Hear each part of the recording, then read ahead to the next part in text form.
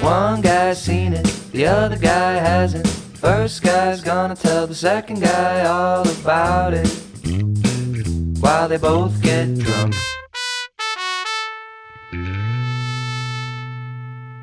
All right, welcome to yet another special episode of One Guy's Seen It in our very extra special Band of Brothers series. Some give me your skinniest of all skinnies, my friend. How goes it? Happy New Year, buddy.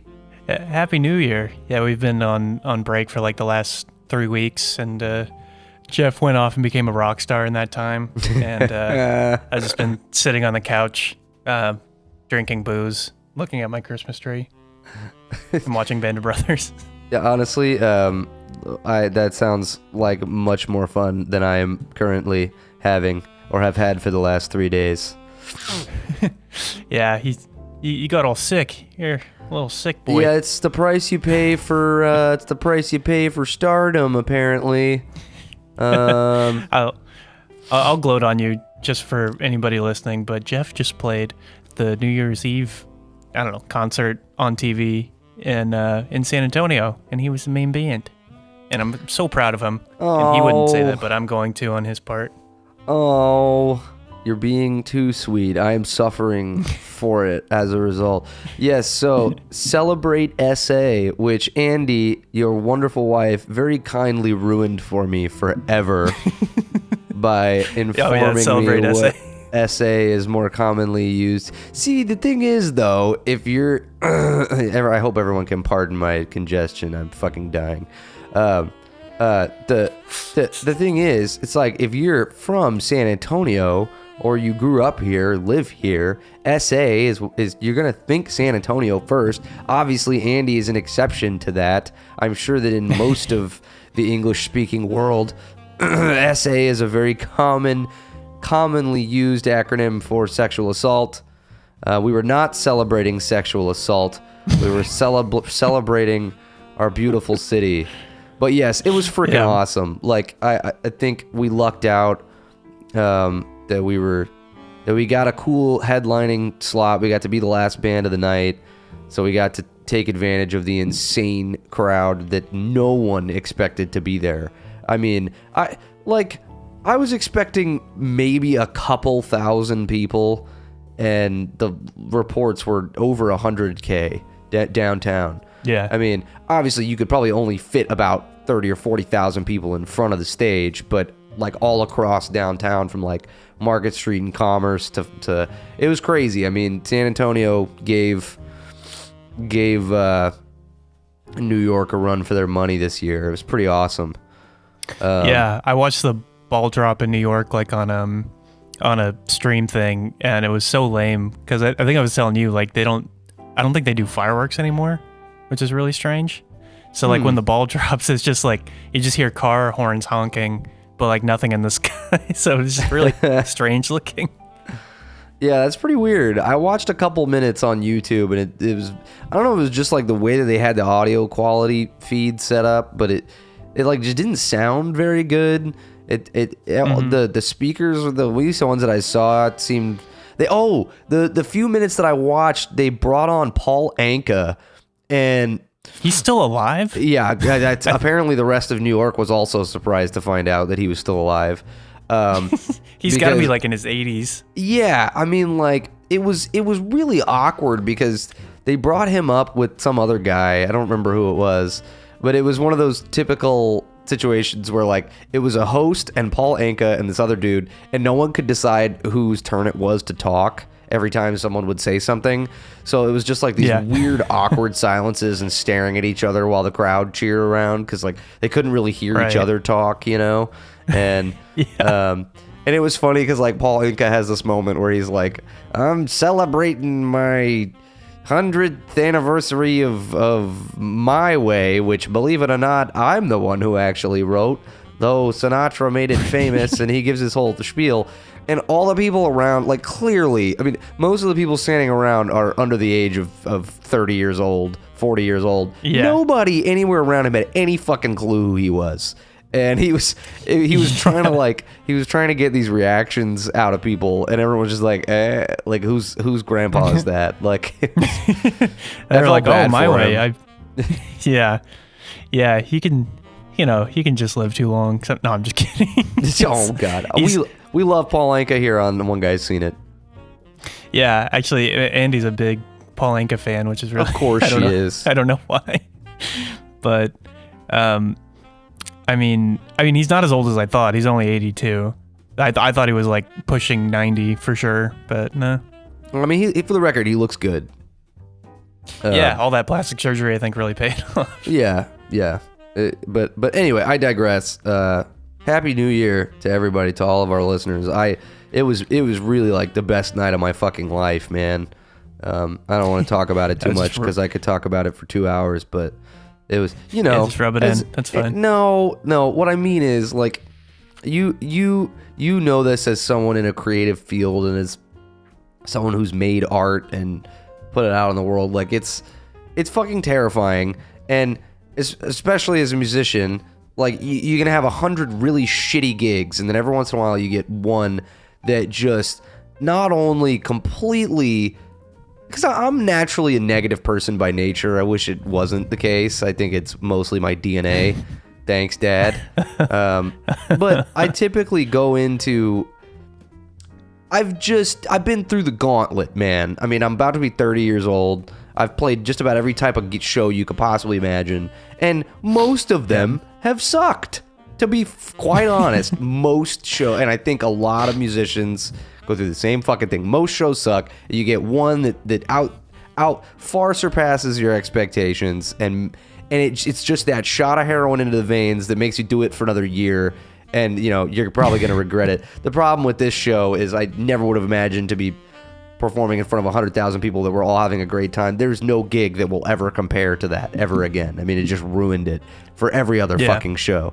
So there are pros and cons, Yeah.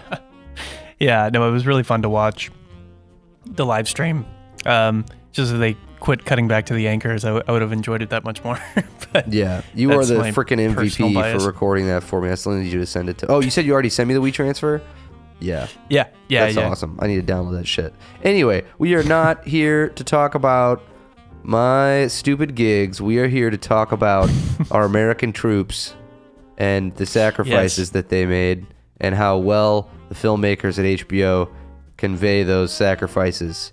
We're talking about Band of Brothers. Yeah. Sumner, what episode are we on right now? Today we're doing a triple header because we watched them ahead of time, so we're just going to launch right into it. But we're doing Crossroads number 5, Bastion number 6, and then the Breaking Point number 7. Fuck so we're getting into all that today. Let's get going. Probably the 3 of the best episodes for sure. Yeah, I think my 3 favorite episodes for sure of the whole show. Trying to think. It's a good run. Because, so 5 is Crossroads, right? Yeah. Yes. Yeah, which is... Because they all kind of bleed into each other really well. I mean, it's like a sprawling story, but these ones are so interconnected because like at the end of Crossroads, they go to Bastogne, and then Bastogne, they're about to take this other place, and then I think the one after that is like a month or 2 afterwards, so it's like a little more like, but this is just like the span of like a solid month and a half of their lives that you get to experience for like 3 hours. I think is like all 3 of them back to back.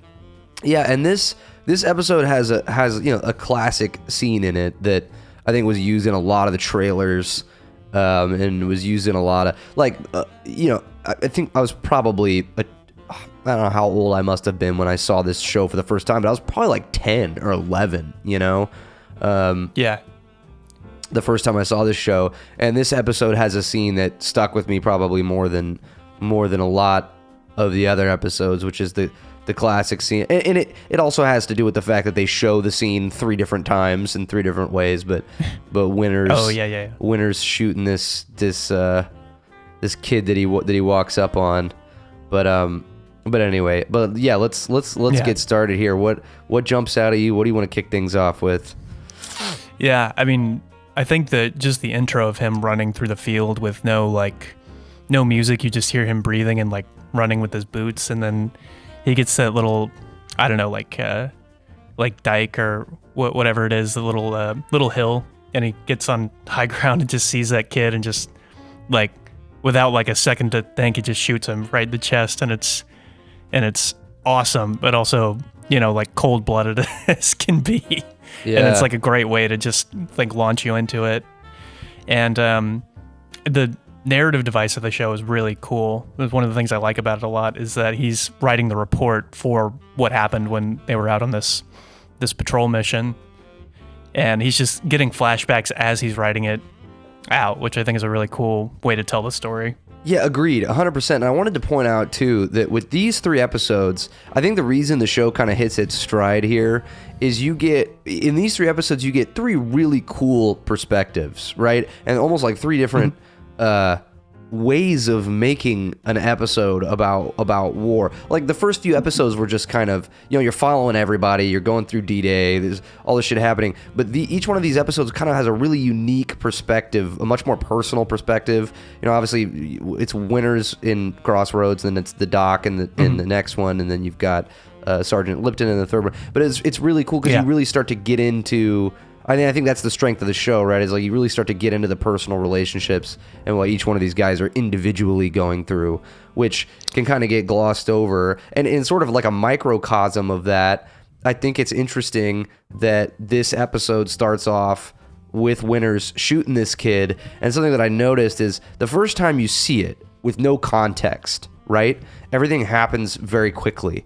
Like Winters sprints up there and he shoots the kid real quick. The scene where you see the kid is pretty fast, and he shoots him, and then, you know, you go through the rest of the episode, and we'll get into that later, but then when they show the scene again later, each time they show it, you have more context, and you have more emotional and personal detail, and then on top of that, they show you more of the kid's face, and they linger on it more, and then the killing becomes more personal. And I think it's almost like that one little thing in this episode is sort of a microcosm of like the approach that the next 3 episodes take.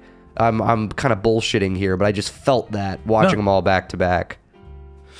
Yeah, there's more weight to what's going on. Like, yeah, they've gotten into the war, and then they're just pretty much exhausted by even this point. Like in the Crossroads episode, they've just been through D-Day, Market Garden, and now they're just like in it, and they just have to survive pretty much. Right. And at the point of Crossroads, I think they're like functioning at their highest efficiency as a unit at that point in the show. Coming off of D-Day, like they trust Winters and they trust the whole leadership group. And I think even with that battle, which I think gets revealed later, they had wiped out like they'd killed 50 guys and wounded like 100 others, and then captured 12 dudes. And with all that, they only lost 1 guy. Yeah, they which lost is pretty one guy astounding. And had like 22 injuries or something like that. Yeah, just like thinking about that logistically, like in terms of like a success rate for a combat unit, I can't imagine you can get much better than that. No, and it was all fucking Winters, man. I mean, it was all his his battle strategy. I mean, realizing that like, and this is what you hear this when you hear guys talk about, like guys that have led men into combat, and they talk about like the split-second decisions that you have to make, and the fact that you know in the back of your mind that every single fucking decision is going to lead to men either living or dying, and you can't think about it while it's happening. You have to push that to the back of your mind and do the smartest thing you can think of doing at the time. But it seems like, and we'll get more into this in the next couple of episodes, the most important thing is just to act, period. Like, you just can't wait. Like, it's almost like no matter what, it reminds me, we've been playing all this Baldur's Gate, right? It's like, even in a stupid game with a simple turn-based combat system like this, what's almost more important than going in with a really thought-out strategy is just making sure that you act quickly and stealthily, so that because the element of surprise is always more effective, it feels like, than any kind of like strategic. You know what I mean? Like, you just have to move quickly. You have to catch the enemy by surprise, and then the mistakes that you might make in combat aren't going to weigh as heavily because the enemy doesn't have time to think about what you're doing or how to respond to it. And I think that's Winter's strength in this episode. He's just like, you know, they're laying there by the road, and he's like, yeah, we're in a fucking ditch. They're on they have really good high ground. They're like, we're fucked. We have to go now. We have no. This is the best it's gonna get for us before they figure out what's going on. Anyway, sorry. Go ahead. I keep fucking rambling. No, you're good. No, and I agree completely. Yeah, it's like it's an audacious decision, and I was thinking too when he's like telling them to fix their bayonets. I'm like, there can't be a scarier thing for somebody to tell you than to fix bayonets. Oh like, yeah, and they show the replacement close kid's face and like that. That's what got me because he really hadn't, that replacement kid. You know what I'm talking about? There were like a couple of replacements. I feel like most of them had died. That they had really featured in that previous episode. But there was that one kid. You get a face shot of him. I can't remember his name. I think it's Babe. No, it wasn't Babe. He's like a Hispanic guy, or he almost looks like he could be Native American. I can't remember. I don't know if they ever even say his name. He's not Perconte. This kid only gets like one line in the whole show. He's like, is when they he's one of the three guys that go back for Buck, or not Buck. Bull. Cigar guy, Bull. Yeah, when they decide to go back for Bull before Bull escapes on his own in the previous episode. Yeah. I can see his face, but I can't remember. Yeah, I don't know if they ever say his name or if he even has a freaking line, but like, anyway, they show his face when he's put on his bayonet, and he was great at showing his fear. Yeah. Anyway, sorry. Yeah, and I think that's a really important just aspect of the show. Like, it lends so much authenticity to like the unit as well, is that they're willing to just trust Winters because they know they sense something in his character. The way that he deals with situations is just, he's acting out of the best interest of their, like, he cares so much about Easy, and it's really apparent in this episode how heartbroken. Oh, that is one thing I wanted to talk about. So at the beginning of the episode, to backtrack a little bit, after the intro with the kid, and then him and Nixon are staying in this like, little room somewhere in town, and Nixon's passed out and hungover, and then he just pours his glass of piss that he doesn't know is piss right on his head to wake him up. Yeah, fucking awesome. Which is funny. But then he has to go to that like briefing in the I guess it's the colonel's little headquarters that he's got set up, and there's this great shot of him just watching these dudes walk around. They've got like their coffee and they've got their sandwiches, and they're just like bullshitting about like the best strategies, and there's this subtle little moment where he's just looking at them, and there's just a slow zoom on his face, and I think there's a moment where he's completely disconnected from what these guys are thinking and feeling. Like, he's just a total outsider in that moment, because he just doesn't think about, he's a combat guy. He thinks good he can think on his feet really well, but like all the planning and strategy, it seems, and this may be reading into it, but it's like callous in his mind. It's just like, you're just talking about potentially throwing guys' lives away for a certain advantage in a given situation. And it's a really well done scene. The way it's executed is really nice. Yeah, I know exactly what shot of his face that you're talking about. Yeah, because it's like he's technically in the same position as these guys, and I'm sure some of them are also in combat, but I feel like they're not. He's sensing that they're not quite as engaged on the field as he is, and if they were, or seeing the same type of action that he is, that they would not be acting this way. But also, it's like, I think there's a part of him that knows that like every soldier's in a different stage of the war in their own mind on different days, and that day he just realizes he is not in the same place as these guys. Yeah, and it just there's so much information conveyed so quickly, and I think Tom Hanks directed this episode too, and you can tell he understands not only the material, but how to construct scenes in a really cohesive and satisfying way. Like, I think this is one of my favorite like directed episodes in the whole show. Yeah, agreed. And the fight scene was awesome. They get and I wanted to ask you about this because like I remember this episode pretty clearly from previous watch throughs, and there's this scene when Winters is coming up the road, and when they first realize that there's this like German what's the word not battalion, it's a smaller group of soldiers. Company, thank you. They realize there's this company up here on the top of this road, and there's like a German machine gunner who's just like rattling off shots, and Winters makes a comment that the command post is like 3 miles away, and they never really explain. You never really find out what the Germans may have been doing or why they were doing that. And somebody makes a comment, I can't remember if it was Picante or whoever, is like, well, I guess they might just not be as smart as us. Like, I remember, I remember thinking that there was some reason that the Germans were doing that, but it never really gets explained. Just kind of being dumbasses, I guess.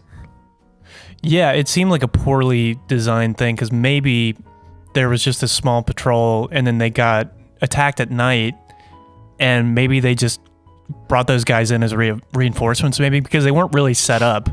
Because when they attack, like, they're just scattering all over the place. They don't have anything set up at all. So I get the feeling that they just showed up as potential reinforcements because they didn't know who was out there or what attack was about to come their way. So it could have just been something like that. But yeah, I don't really know for sure either. Yeah, it ended up being a turkey shoot, man. But you gotta love all the combat tactics stuff that you get to see from Winters there. You take the one on the left, second from the left, third from the right. Like, it's just awesome. I mean, how else? It's funny, you don't think about simple combat tactics like that sometimes, but it's like, how else do you do it? Right. you take that guy, I'll take that guy.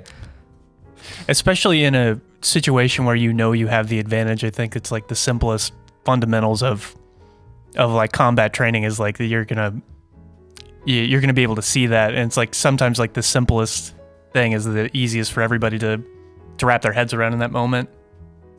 Yeah, and I couldn't help but have the thought too, right? Because they open up, right, and they take out a bunch of guys real quick, and the Germans start fleeing, and they chase them, and they lose some guys. I couldn't help but think, okay, so Winters and this part of Easy Company have the intelligence that there's an entire company up here, right? And you see that, to skip ahead a little bit, you see that like they start chasing them away, they kill a bunch of them, and then, if I remember correctly, air support shows up after a little while, right? I don't remember air support. I could have sworn toward the end of the battle, like, air support comes in. Maybe I'm tripping. Because it might be Bastogne when they're...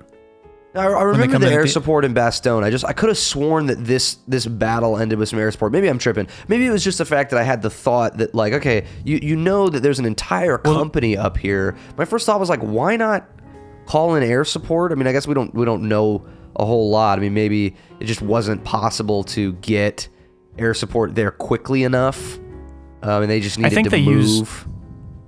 I think they use mortars though to like blow up some of the areas. I guess you can't just use air support for everything, but I just couldn't help but think, like, why not? Well, because I think air support back in the day was a little different with planes versus like helicopters and the logistics of getting air support out there. Well, I mean, I figured you have a radio guy in your unit, right? And he can call in coordinates back to the command post or to headquarters or whatever, and then they can give the coordinates to the fighter pilots or artillery, or even just artillery. My thought was, like, it's an entire company. Like, you're pretty aware that there's an entire company of guys up there. Like, I understand that, it's all about like distribution of resources and like when does a certain number of enemies or how much armor they have call for armored support or air support. But I just couldn't help but think, like, wouldn't it just be nice to have a couple of C-27s come in and drop a few bombs and then make your push? I don't know. That's just me. I think with the situation, they were maybe felt like they were in a pit. But I mean, like, getting potentially flanked and losing like the entire company of dudes that are out there, it seemed like it would call for some outside help like that. But maybe it's like you said, maybe because they were so close they're so close quarters. It wasn't worth the risk. Like, they're right there. Yeah. That's a good point too. Yeah, because like you could potentially just be blowing up your own guys in a situation like that.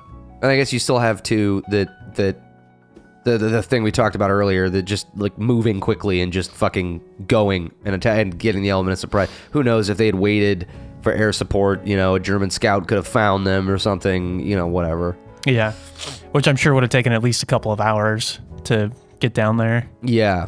But anyway, awesome turkey shoot scene. I mean, badass cinematography.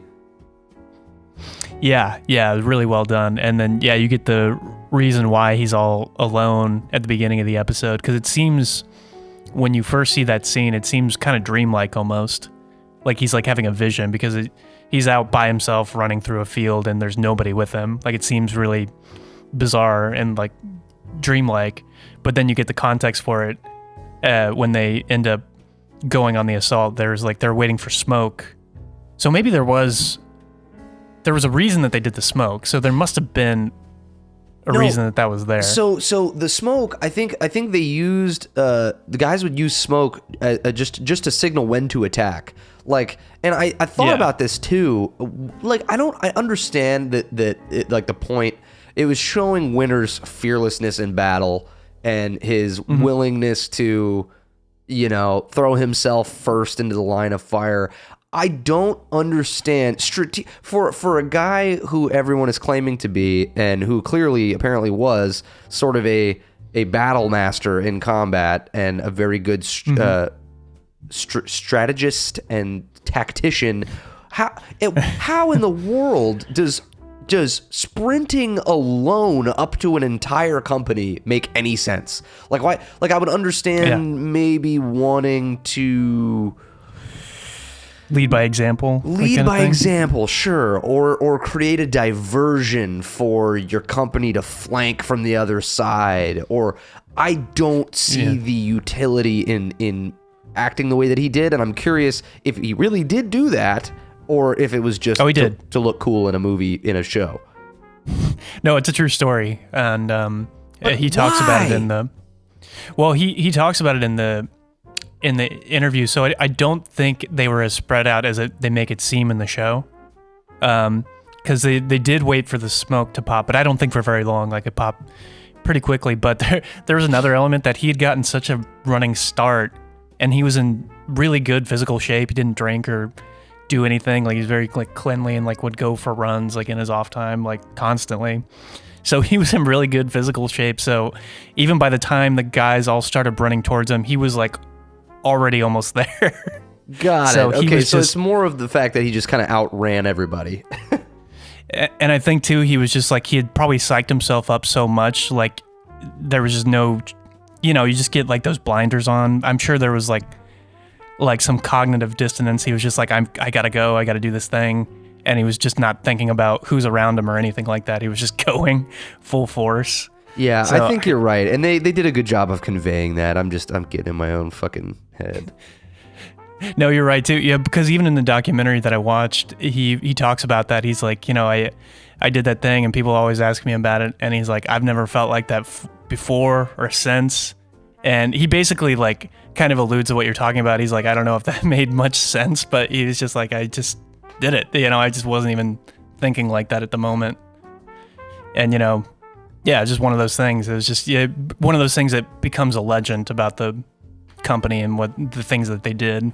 Yeah, and so I'm sure there's a bit of it that gets exaggerated. Yeah, and it's only cool and legendary if he survives and the company wins the battle. If he does that and they suffer a horrible defeat, it looks like the dumbest combat decision of all time.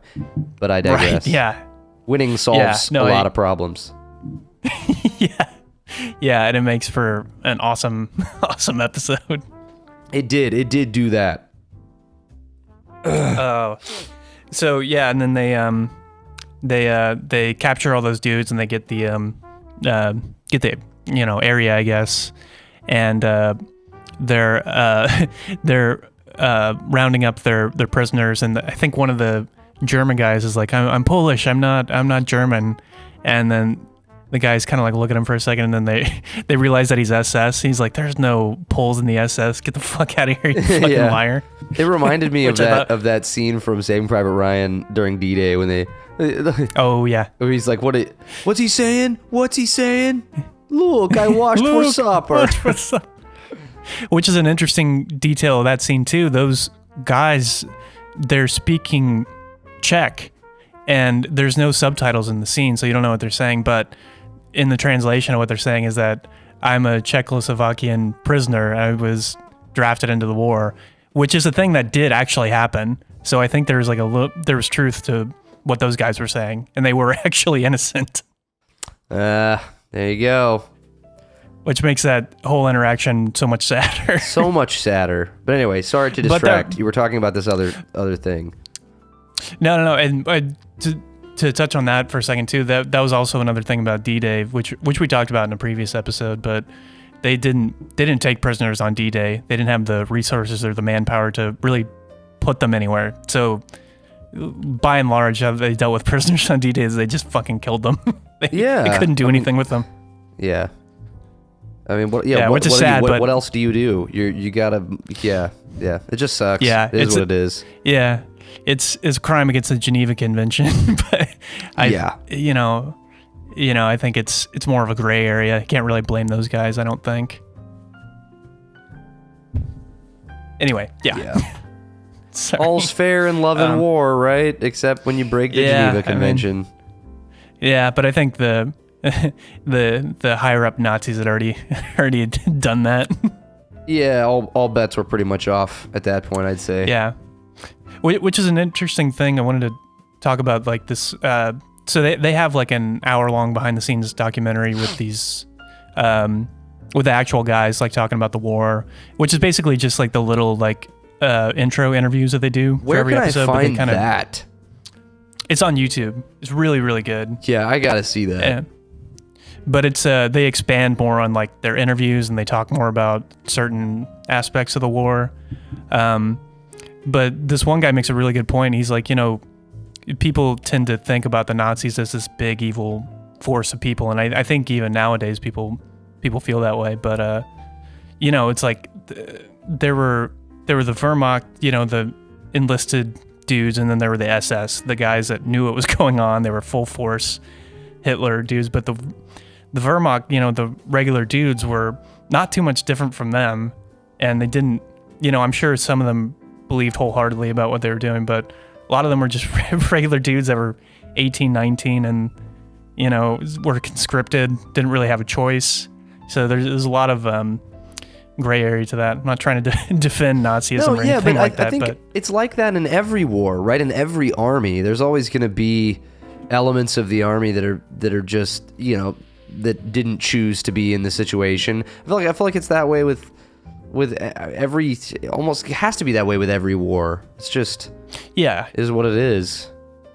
Yeah, like for every one diehard, there's like 9 regular dudes that are just in there, Yeah. Or, I don't know. Yeah, it's messy. It's obviously a gray area, which I think is why war is so interesting. Yeah, and I'm sure that most of the American soldiers were fully aware of that, but at the same time, you can't, you have to think about the enemy as non-human in order to function the way you need to as a soldier. So you have to do whatever you can to group them all into this inhuman,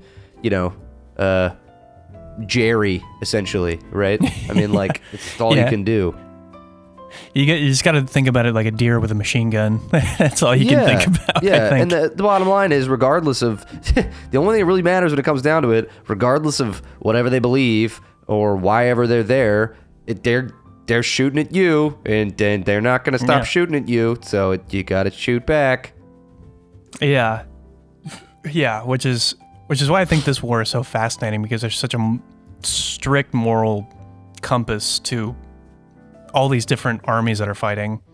There's the war was obviously there was a right and wrong, and we had to everybody got involved. It was a moral do we support fascism or do we support democracy and free thinking and all that kind of stuff. So there's a big component to that makes it so endlessly fascinating, I think. Yeah. But anyway, we're getting too big, I think. We're going to try and dial it back. Yeah, back to the episode. Okay, so where were we? So they had just done that assault, and then they're rounding up all the prisoners. Right.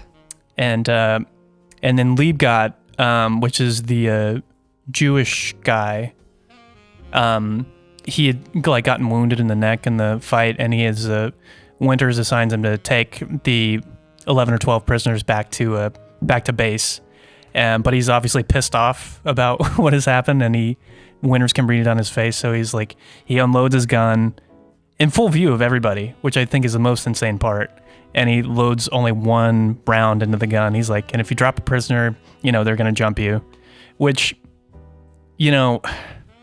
like, I get what he's trying to do in that moment, and maybe in real life he did something different, but to me, like, especially in full view, like, if any of those guys saw that, he's like, oh, he's only got one round in that gun, we could easily jump him. And like, yeah, because there's only one dude. Yeah, because if I remember correctly, he was just Liebgott was just like laying there shooting the wounded while they were crawling, right? Yeah, he was kind of going a little nuts. And and it's like, I understand this is kind of twofold, right? It's like, you've got one, you're disarming him in front of his fellow soldiers. I think that's more reasonable. Like, they understand, like, they were seeing him laying there doing something inhumane. They probably understand their lieutenant taking away his ammunition. But doing it in full view of the prisoners, probably not the best move. I couldn't tell how close they really were. I feel like he probably wouldn't have done that in their view. But I get your point. It's pretty weird. Yeah, but I mean, even so, I mean, like, there should not only be one guy taking back 12 dudes. No, like, agreed. Unless it's Lieutenant Spears, which we will get to later. Oh, yeah, which is, I think we talked about it a bit. Yeah, it's still my favorite character in the show. Oh, yeah, he's got, anyway, we're not going to talk about him yet. Yeah, we got to build up to that. But yeah, one weird little, that was one weird little moment for me, but I get it, too. And there's no proof that, like, he had done it in front of those guys either, so, just a nitpick on my part. I don't want to distract from where we are in the episode, but you were talking about the scene earlier with I just wanted to take a special moment to point out the relationship between Winters and Nixon, which I really think is a highlight of the show. Like, they're just awesome together. They're such polar opposite human beings, but they get along so well and complement each other's leadership and ability to, like, deal with the war. And I love their banter, and their scenes together are always awesome. Yeah, that's one of the highlights of the show for me too. And I think Damian Lewis and Ron Livingston work so well off each other. They just seem like friends. Yeah. And, like, I think that's a big element to their chemistry, is that they seem like the characters that they're playing too, which I think is really important. Yeah. Like, they seem like they should be opposites, but somehow they're connected in this way. Yep, agreed. Sorry, did not mean to distract. But okay, so he sends the prisoner, or he sends the dude. He sends Liebgott with the prisoners. Mm-hmm. Yeah, and then I'm trying to think from there, because I think it just cuts back to him in his quarters, like, writing out the report. And I think Nixon comes in the next scene and is like, he's still hiding his booze in his footlocker. Yeah. And he's like, oh, I'm a captain, I don't need to do this anymore. And he's like, they have this great little back and forth where he's like, oh, I'm a captain, for Christ's sake. And he's like, well, maybe you should give it up. And he's like, what, drinking? And he's like, no, hiding in my footlocker, for Pete's sake. For Pete's sake. Yeah, just, such an old 40s man thing to say, which I love. It's so good. Yeah, Nixon seemed like he... we'll get more into... Like, I love talking about Nixon. He's such an interesting character in this show, because he's the type of soldier that clearly he holds... Because he's a captain, right? I believe he's a captain. Yeah, he's an intelligence officer. So he... Got it, okay. Yeah, so he's not really in command of anybody, but he, like, briefs the guys and lets them know what they're doing. He goes out on combat missions, but he hangs back, I think, more often Yeah, and so like he's not like on the front lines. His position. Well, first of all, his position in the military and also his disposition throughout the show, like just the way that he acts. I just feel like that would be me if I was in this war. Like yeah, like I just feel like because you think about what he's going through, right? Like so he's there, he's with all the guys. He's not necessarily in combat, but he knows more about what's going on than anybody else, and all he can do is just drink. Because what else can you do? Like at least the guys in Easy Company that are on the front lines, the way that they can survive and continue to be effective in combat is to just say, you know what, the brass have got things taken care of. I don't need to worry about what we're doing. I'm just going to follow orders. And the lieutenants are focused about leading their men, and sergeants are focused on taking care of their men and leading their men. And then you got Nixon back here, who's the only guy who really knows what's going on and how fucked everything is. And he's just like, where's my whiskey? Like he's a great character. Yeah, and I think we talked about it in other episodes. Like, I think in your mind, you want to believe that, like, in a combat situation, you'd be like winners, but I think we both know that we'd be more like Nixon in any given situation. Yeah, except we probably wouldn't be smart enough to be intelligence officers, so we'd just end up being a private. I'd be a grunt. Being a grunt who drinks in his foxhole and gets blown up by a piece of tree bark. Oh gosh, yeah. Talk about the worst conditions. But we'll get to Bastogne. Yeah. Okay, so I mean, because how does Crossroads end? I mean, I love all of the winners typing up all the reports, because it's crazy to think that these guys had to do this and how long it took. How long it took to typewrite a report, especially if you weren't a super proficient typer. And also every time you make a mistake, you have to start the line over, or whatever they had to do with fucking typewriters. And it's every time you just go through this horrible battle, you lose a bunch of men, and then you have to sit there and relive it word for word for hours. Like, what a fucking nightmare. Yeah, I don't know how that doesn't trigger. Well, it's got to. You got to relive it in order to tell it well. And I think that's the interesting thing about Winter's reports is that they were always that detailed, but most guys were just typing out the basic structure. And I think even Nixon makes a comment at some point. He's like, it's not literature, Dick. You just, give them the basics of what happened. Say you don't we have to, a lot. Yeah, say we a lot. He's like, it's not Shakespeare. And but apparently he was really famous. It gave the higher up guys a lot of information to work with and helped them be better leaders. So I think him doing that was actually a really great thing he did as a leader, because it helped the higher up guys understand the company mindset, what they were going through, and how to utilize them well. Yeah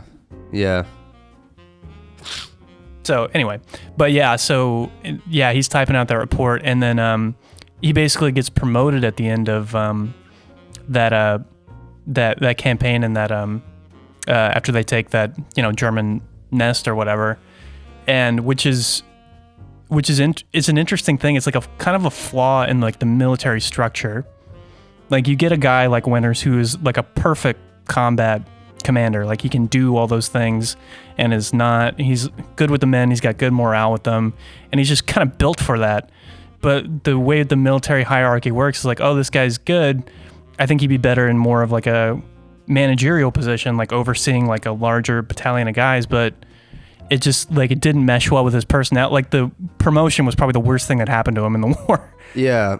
Well, and the irony maybe not for his safety, but the irony too that his success in that battle, because I don't know if you remember the kind of this detail, but the reason for his promotion is all of the the survivors of the company that they defeated in that battle all moved down the line and ran into another company of U.S. soldiers and killed their commander, and that's the job he ended up getting. So it's his own success. Yeah, Major Horton. His own fucking success led to his promotion and into a situation he didn't want to be in. Yeah, just complete chance. And this is always something that when I rewatch it recently, and I'd seen the show 3 or 4 times by this point, but in my head, I'd always thought Major Horton was Colonel Sink, the guy that they're always talking to with the mustache. I always thought that was him for some reason. Because Les does that impression of Major Horton in the first episode, and you're like, oh, that's Sink, Like he's doing, like, what's the goddamn holdup, Mr. Sobel? Yeah. Like it just sounds like him. But the interesting thing about Major Horton is you never meet that character. You never know what he sounds like. No. So it's such a... And all of Luz's impressions kind of start to sound the same after a while, and you just have no idea who he's talking about. I love the actor that they hired, but yeah, his impressions are not great. He's entertaining though. Oh yeah, he's great, and I do love the actor that plays him because he goes from he can be funny and then he can be, especially in episode 7 where you really get to see like more depth to him when all that shit starts hitting the fan. Yeah, he's a great character. Yeah, I'm ready to get to episode 6 because it's a tearjerker for me. Yeah. I just want to see. Oh, there are a couple more things I wrote down here. So they got a new guy for Easy, which is Moose Heiliger, and he's their. And Winters approves of him, but then randomly one late night they're like out for a walk right before they're about to go to Bastogne, and just some kid, they like try to wave to him, and the Moose gets shot and almost killed, and he gets med-vaced out of there, and that's how they get Foxhole Norman. Does this happen at the end of the 5th episode? I thought that was how the 6th one started. No, that's the end of the 5th. Like a lot of shit happens in this episode. Yeah, man, that's bananas. Fucking. I still don't know how he survived those wounds. I mean, it looked like he got. I don't either. He got just like Swiss cheesed up the body by that sentry. Yeah, he just got obliterated. Yeah, and it was just, and that's the thing too, because we get like the first like real proper introduction to Doc Rowe, because he gets to them like. After Moose has been shot and they're going to take him away, and they're like, yeah, we hit him with 2 or 3 syringes of morphine. He's like, what? You almost killed this guy. You probably killed this guy, basically, is what he says. Yeah, you're lucky. And he's like, so he was big. in so. Yeah, he's like, he was in so much pain. He's like, we didn't know what to do. He's like, well, you're officers, you ought to know. He basically tells him off, which is really, like being he did the right thing, because they definitely should have known not to do that. Yeah, he's like you guys are grown-ups. He's like super like he's like their like, mom. Yeah, but he's like, like I get his position too. Like you could have killed him very easily. Like 3 syringes of morphine, I think would kill most people. Dude, and I bet you that shit happened all the time. I bet you guys OD'd their wounded friends with morphine all the time because they were in so much pain. But I get it too, because like if you don't know how morphine works and like how it slows the heart down, and you're just like sticking them because they're in so much pain, like I get it totally. But yeah, if you're in a situation like that, like, and if you slow the heart rate down enough, it's like they're not gonna get any blood flow to their brain. They're gonna die a worse death potentially that they didn't have to.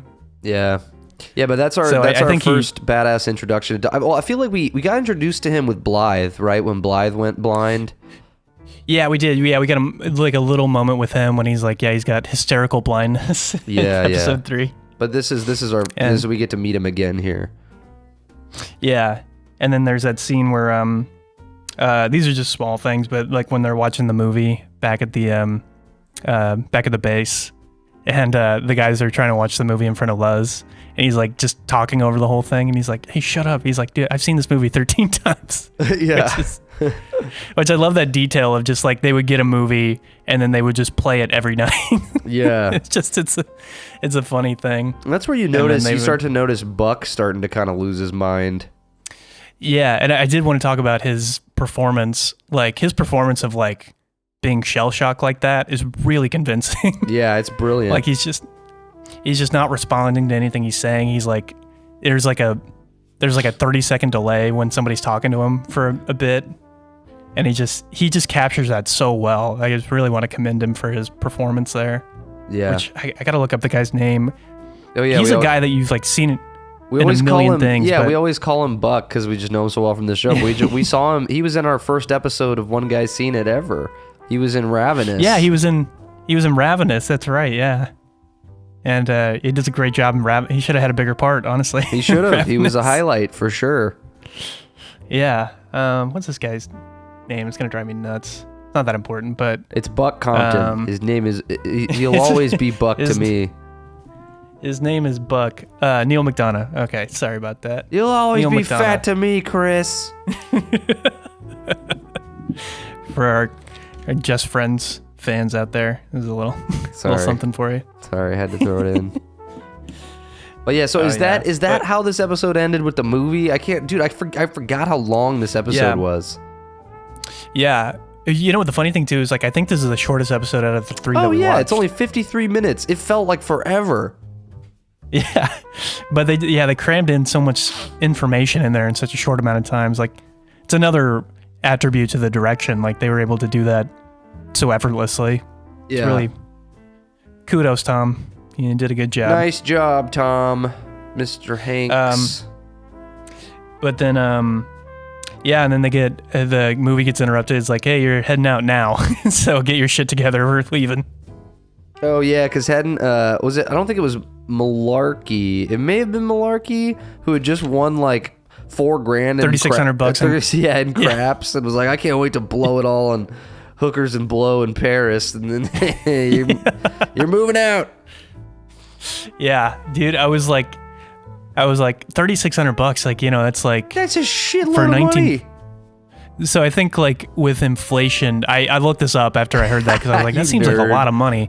Yeah, so I looked it up, and like, I think I want to look it up again just to make sure, but like, that's like an annual income salary. So that's like $60,000 today. Like, that's a shitload of money. Damn.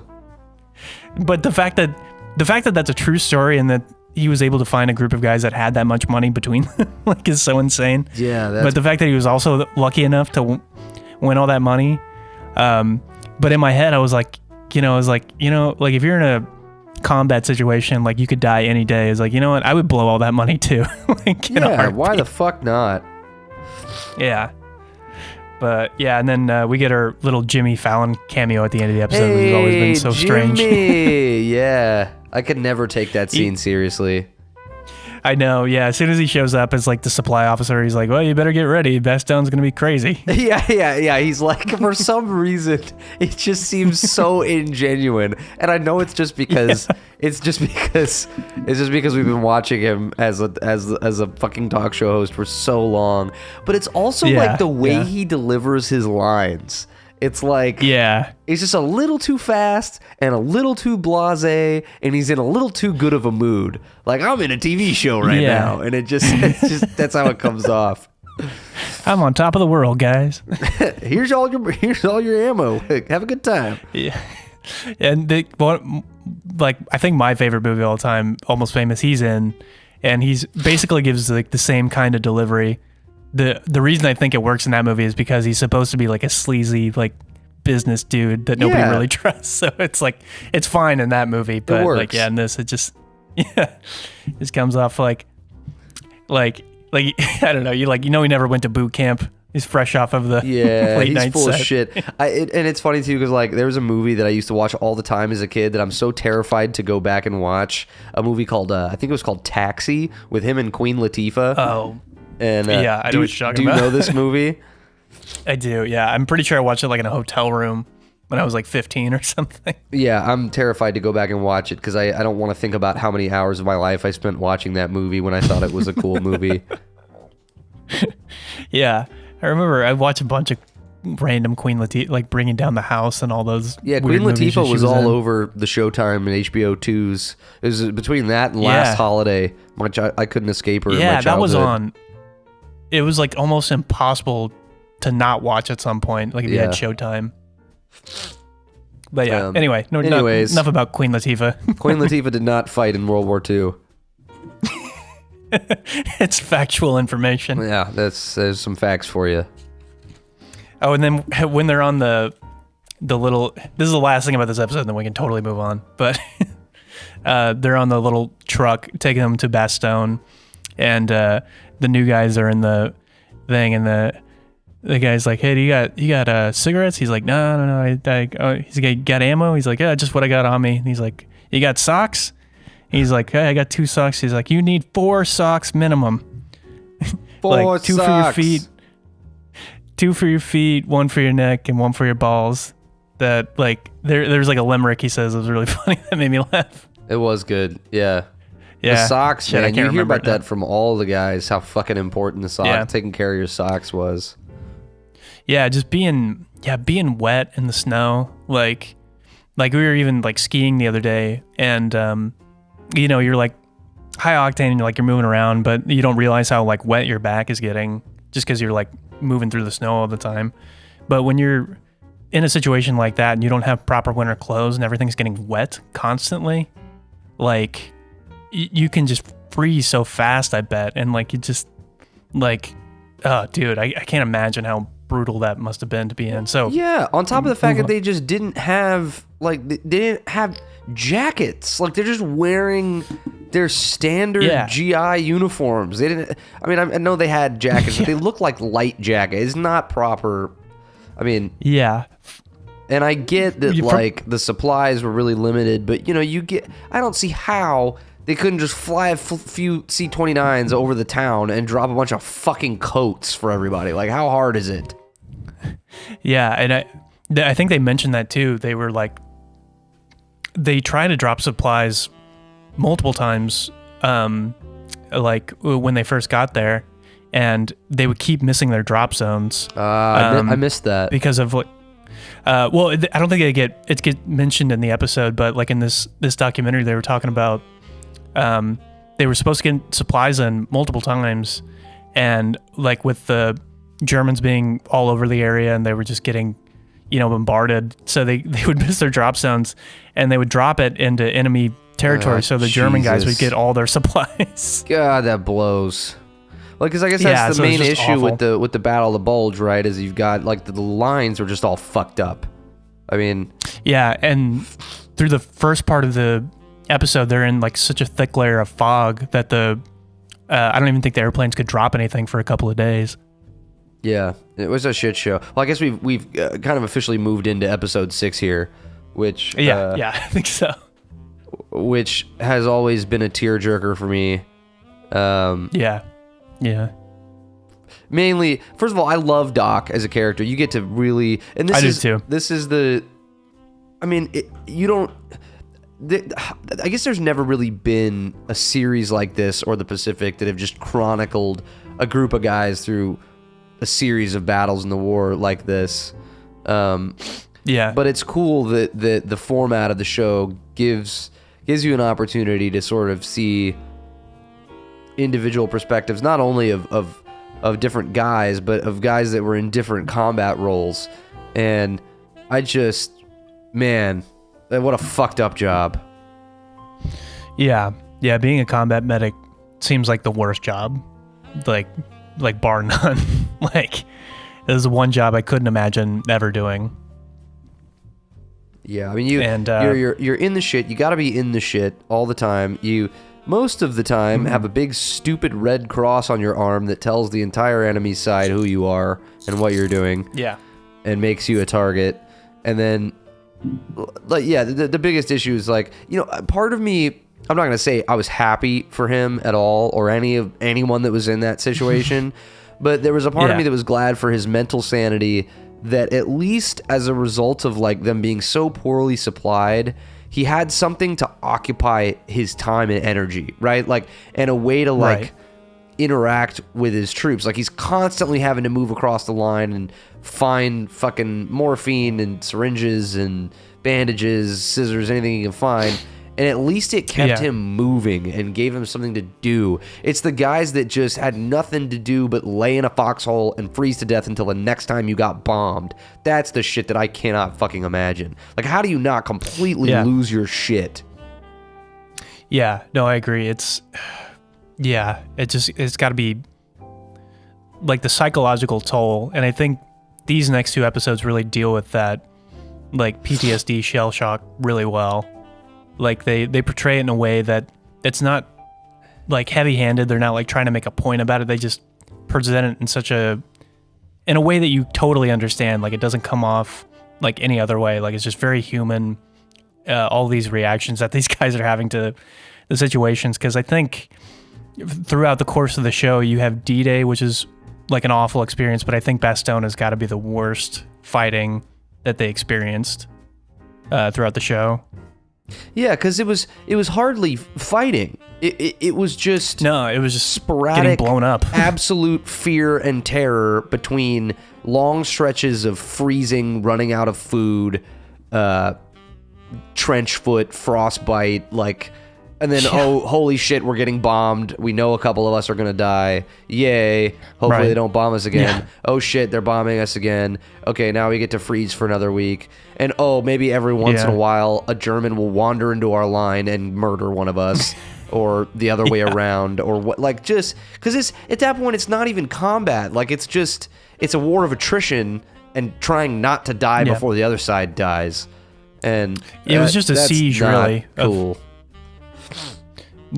They were just taking a siege position in the town, and they just kind of had to hold out until they got reinforcements and the weather cleared up. So they were just sitting there pretty much. Right, and I forget how close, because I know that as it kind of moves into the 7th episode, and it, but not that I'm moving on to that yet, but they're obviously on the edge of the Ardennes forest, and they're about to take this town of Foy, which is super important, and it's sort of hard to tell how, whether or not they had really been advancing the whole time, or if the forest was relatively thin, because Bastogne is to their back, and they're trying to take Foy, but they're also holding the line. It's it seemed like they were holding the line, trying to prevent the German advance, and then I guess they did well enough that the Germans fell back into Foy, is kind of what happened? I think so, yeah. I think it's not really clearly stated how and why. I think they're inching their way every now and then just to get into a position where they're overlooking Foy, and they get a good enough position where they can actually strike. And I think it's just inches probably, daily. Yeah, fuck. Because they're always digging new foxholes and moving up bit by bit. Well, and can you first of all, can we point out how fucking incredibly difficult it must be to dig a foxhole in frozen dry dirt? I was thinking about that the whole time. God, if you've never tried to dig a hole, digging a hole itself is hard enough. But when it's frozen digging solid, a hole, period, is hard, even in moist soil. Yeah, it's difficult, and it takes a long time, especially if you're not, even if you're trained to do it. It takes a lot of energy, and those guys probably didn't have any energy at that point. No, and it's and think about the food that they were eating too. I mean, you're basically just eating shitty ass soup, gruel, stale bread, whatever you can get from town. Just ugh. That was one of the things that pissed me off most in the episode, because I think Colonel Sink comes back at one point and was he was telling them about the state of the war, and he's like back at HQ we've got our hot coffee and turkey sandwiches and stuff, but I'd much rather be sitting here eating rancid beans with you guys. Shut the fuck up, dude. Shut up. Yeah, no, you fucking don't. Go back to headquarters and get Nixon his bacon sandwich. Where are the orderlies? Yeah, but I was just I remember hearing that line of dialogue. I was like, dude, what? Why even bring that up? Shut the fuck up, dude. What a fucking dick move. Yeah, he's like, hey, we got it really well over here. We're planning your demise. Yeah. Yeah, wait, but I wanna cut back. See, that's the funny thing about episodes 6 and 7. They almost blend together into one big one where you can just sort of jump around. But yeah, a little bit. You've got the Louisiana Cajun medic doc who's just the coolest dude, and he's got this cool story about his mom being a Cajun healer, and everybody loves him, and he's doing really, really well. He's holding everybody together, and he ends up, I forget why. I think the first time he gets sent back into town, into Bastogne, it's just to look for supplies, and that's where he meets this nurse chick who's freaking awesome, who gives him chocolat. Yeah. And this French nurse lady. Yeah, and I think what's always spoken to me so much about their, if you can even call it a relationship, it's a relationship. Their relationship is just the subtlety and unspoken nature of it, at least the first few times that they meet, right? It's because and this is what's interesting about a war, when what's going on is so focused and everyone there is experiencing the same thing, like you don't. And like him going in there, like she, just by looking at him, she's aware he's a medic, and he's aware she's a nurse, and they're both doing the same things. They're just trying to save these guys' lives, and they don't even need to speak, to kind of have this mutual connection, and it's just these really subtle things. And it's like, anyway, I'm rambling, but their relationship was always so beautiful to me. And she ends up being kind of the thing that keeps him, just the thought of her, I feel like, kind of gets him through some of the worst of that shit. And just this horrible irony when, he finally starts to get shell shocked after too many days in the woods of dealing with all this shit.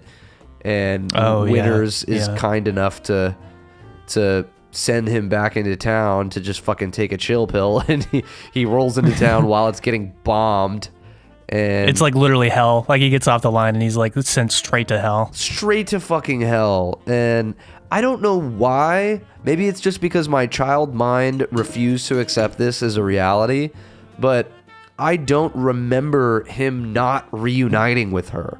Like I remember him coming back into town and the hospital being blown up, and him finding her apron or her ribbon or whatever that was around her head. But I could have sworn that they find each other, that they reunite. And I guess I imagined that. Just to help you deal with the trauma. The trauma, yes, because I wanted them to make babies, Sumner. Yeah, French I did too. Cajun babies. But like talk about like a perfect union though. It's like, because I think like a lot of those guys, when they got back, they weren't able to really relate to their spouses because they couldn't really, there wasn't a way for them to really comprehend what they had been through. But somebody who had seen the same things that you had, worked in the same job that you did in the war, I was like, there's got to be great comfort in that, knowing that the person you could potentially be with like completely understands what you've been through. And can relate to you on that level. 100%. I thought it was so cool too that, like, because you think about their first scene where they meet, they barely exchange any words, and it just goes to show that in like a state of war, that just the simplest humanities, like the simplest, I don't even know how to explain it, like, because all he really does is ask her where she's from. And she doesn't respond in any kind of over-the-top emotional way. Their first interaction is kind of matter of fact, and they tell each other where they're from, and then he leaves. And then she comes out, and she remembers his name, and she throws him the chocolate and smiles at him. And it's like, and then you realize how impactful him just asking her how she was and where she was from, that you realize, like, probably no one had asked her that. Like, she'd just been in this state of desperately trying to save these men who aren't even really looking at her or care about her. I mean, obviously she's like an angel to them when she's helping them, but they don't even see her as a person. She's just this Band-Aid. And and then here's someone who actually treated her like a human being, and she just obviously instantly fell head over heels for him, and they should have made babies. And it's somebody you could relate to on a human level that, just understands what you're going through. And like you said, like, I think one of the best things about that relationship is the way it's written, because I think the easy bait to do in a moment like that is to heighten their romantic interest in each other, and potentially like have a scene where they like have sex, or just something romantic where they've like, because like, I think it could be written in a way of like, if they had like an intimate moment with each other, like her death is more impactful. But I'm really glad they didn't do that, because I don't think it's necessary for the power of the episode. Agreed, 100%. And like you said, it probably had to be hard not to do that. But that's a really interesting point. Because I think the situation in general speaks for itself, and like even just the little moments of them recognizing each other's humanity is much more important than like some like vague romantic thing going on. Yeah, there's some gross sex scene in the back of the morgue while guys are dying. And I mean that would have been fine too. I don't think it would have ruined anything, but I think like the purity of just them just being in a space and dealing with the trauma of the situation is is more important than something like that. Yeah, but I don't even think because you don't even really get her name, do you? No, wait, what's her name? Did you write it down? No, I didn't. Hold on, let me see. I don't even know if she ever says her name. He tells her his name. Yeah, what the fuck was it? I can't remember. Because she's got to be like the only female in the show. Yeah, I mean, it sure seems that way.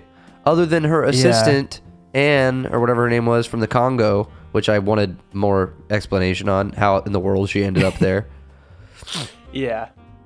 Yeah, that's an interesting thing, because I feel like the reason that she's French was purely because he has like a Cajun background. Yeah, just to make it. Yeah, because they're in Belgium. Like, she's a Yeah. Because he asks her where she's from, and she's like, Bastogne. And so, like, she's... I guess she's Belgian. But French, and I don't think know. I think she explains something about that, like, is like, oh, my dad was French, and like we moved here at some point or something like that. I can't remember what it was, but it was something like that. I was too busy focused on the grime on her hands that she was eating chocolate with. Yeah. Renee. Renee was her name. Renee, okay. Well, anyway. Yeah, my bad. R.I.P. Renee. It's nice while it lasted. Yeah, but there's some great details of him just walking around the camp and talking to the guys, because that was also another thing that I liked about his character, was like he wasn't really just dealing with like combat wounds. He was also dealing with, like, he was also their doctor. Like, any problem that they had, they would have to go to him about, and he'd have to figure something out to tell them. Yeah, and they almost just needed someone doing that, because I mean, and between him, you got him and Lipton, Donnie Wahlberg's character, basically doing the job that a first lieutenant should be doing, because Dyke's fucking off. Yeah, and he's just not present whatsoever. You know what I hate too? Like, the guys can see. Not to interrupt you, but because I know we want to talk about Dyke. Like, I hate it, but I love the actor. Like, I love his performance. It's so good. Yeah. No, I agree too, because I think he plays it with like a sense of humor. Like, his whole disposition is so foreign to every other character. Yeah. And he's just like, I'm gonna go do and I think in like another war movie where it wasn't about like the brotherly connection that all these guys had, and he wasn't complete, like, I think his reactions would be more understandable. Yeah. Like, it's like, oh, we're getting bombed, like, I'm gonna go get out of here and not die right now. Yeah. But even just like his delivery, the delivery of his lines, he was acting like an actor would act in a 50s movie as a combat leader in World War II. So there's like some meta acting going on that, like, it was just cool. Yeah, he was like very of like the time period. Like, he fit that 40s like leading man kind of thing. Yes, yeah, which just adds to well, and it's funny too, because you realistically, more of those guys probably kind of talked like that, and it's like, but he's the odd one out, and it's just, I don't know. Yeah, his character is awesome. Sorry, I didn't mean to interrupt. No, you're good. And yeah, so, and then like Joe's got trench foot, and then Garnier's like, I'm pissing needles, I don't know what the fuck. And he's like, drink water. He's like, pissing is what hurts. Yeah. It's like, but yeah, so he's just got to deal with all this shit and kind of just be like, I don't know, even like a matronly kind of figure, like, you know, like making sure they're okay and like taking care of them and making sure they don't get sick, you know, like having to be like a nurse as well as a doctor, and like, you know, like bandaging them up, and like, so he's just dealing with everything, every medical need that anybody has. He's got to figure something out for them, which I think in his backstory too is like, he wasn't like a doctor or anything. Like, he didn't come from a medical background. He learned everything through the war and wanted to be a medic, and I don't think he pursued it after the war either. Well, yeah, and I think so most medics were in that situation, right? Because they really make it seem like over the course of those 2 episodes, he's the only medic for the entire company, or that section of the company, but there is another guy. He just only gets like one scene. Yeah. Oh, yeah. And then, Dyke actually has a good point where he's, they're both sitting in a foxhole, just chilling, like talking about supplies and stuff. He's like, what if a shell were to hit you? Where would we be then? We'd be fucked. Like, yeah. It's the only like, smart thing that he ever says. Yeah, which is like, it was like a dick thing in the moment because they're just like talking, but it's like, I get it. Like, you know, it's like, it's a good point. Yeah. They don't bunch up together. Yeah. Oh, and then there's this one line that I really like a lot where he's talking to Joe and he's like trying to get some boots because I think he had lost them somehow or they got blown up or something.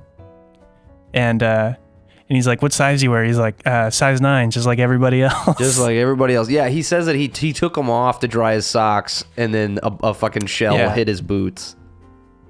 Which, yeah, dude, like in the snow without shoes on, like that's insane. Yeah, and to be fair, you know, the one thing that and they even talk about this in the interviews with some of the guys, that there were so many dead bodies around. Like, I don't know how you wouldn't be able to find a pair of boots like off of somebody, you know?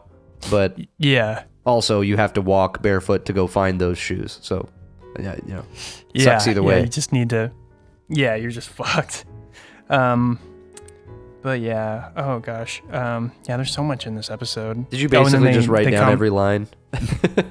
I did a lot, and I tried to write down like just key moments, but there's so many like little like key things that happen. Like they even like have this throwaway line where they're like, you know, we don't have any morphine because he's only got one Surette on him, so he's also going around. He's trying to get his scissors and morphine from all the guys, which is like, yeah, it's just so insane. He's like got to go and like try to. I think one of the guys makes a joke too. He's like, "Hide your morphine, guys." Doc's coming for your morphine. Hide your morphine. And then they were like giving him. I think he's like, we're giving him hooch for the pain, you know, like it's like the Civil War or something like that. Yeah, it reminded me that Belgian hospital reminded me a lot of some of the Civil War injury camp stories you hear about. Yeah, which I'm sure is like they were probably about as well equipped to handle amputations as they were in the Civil War based on the resources that they had.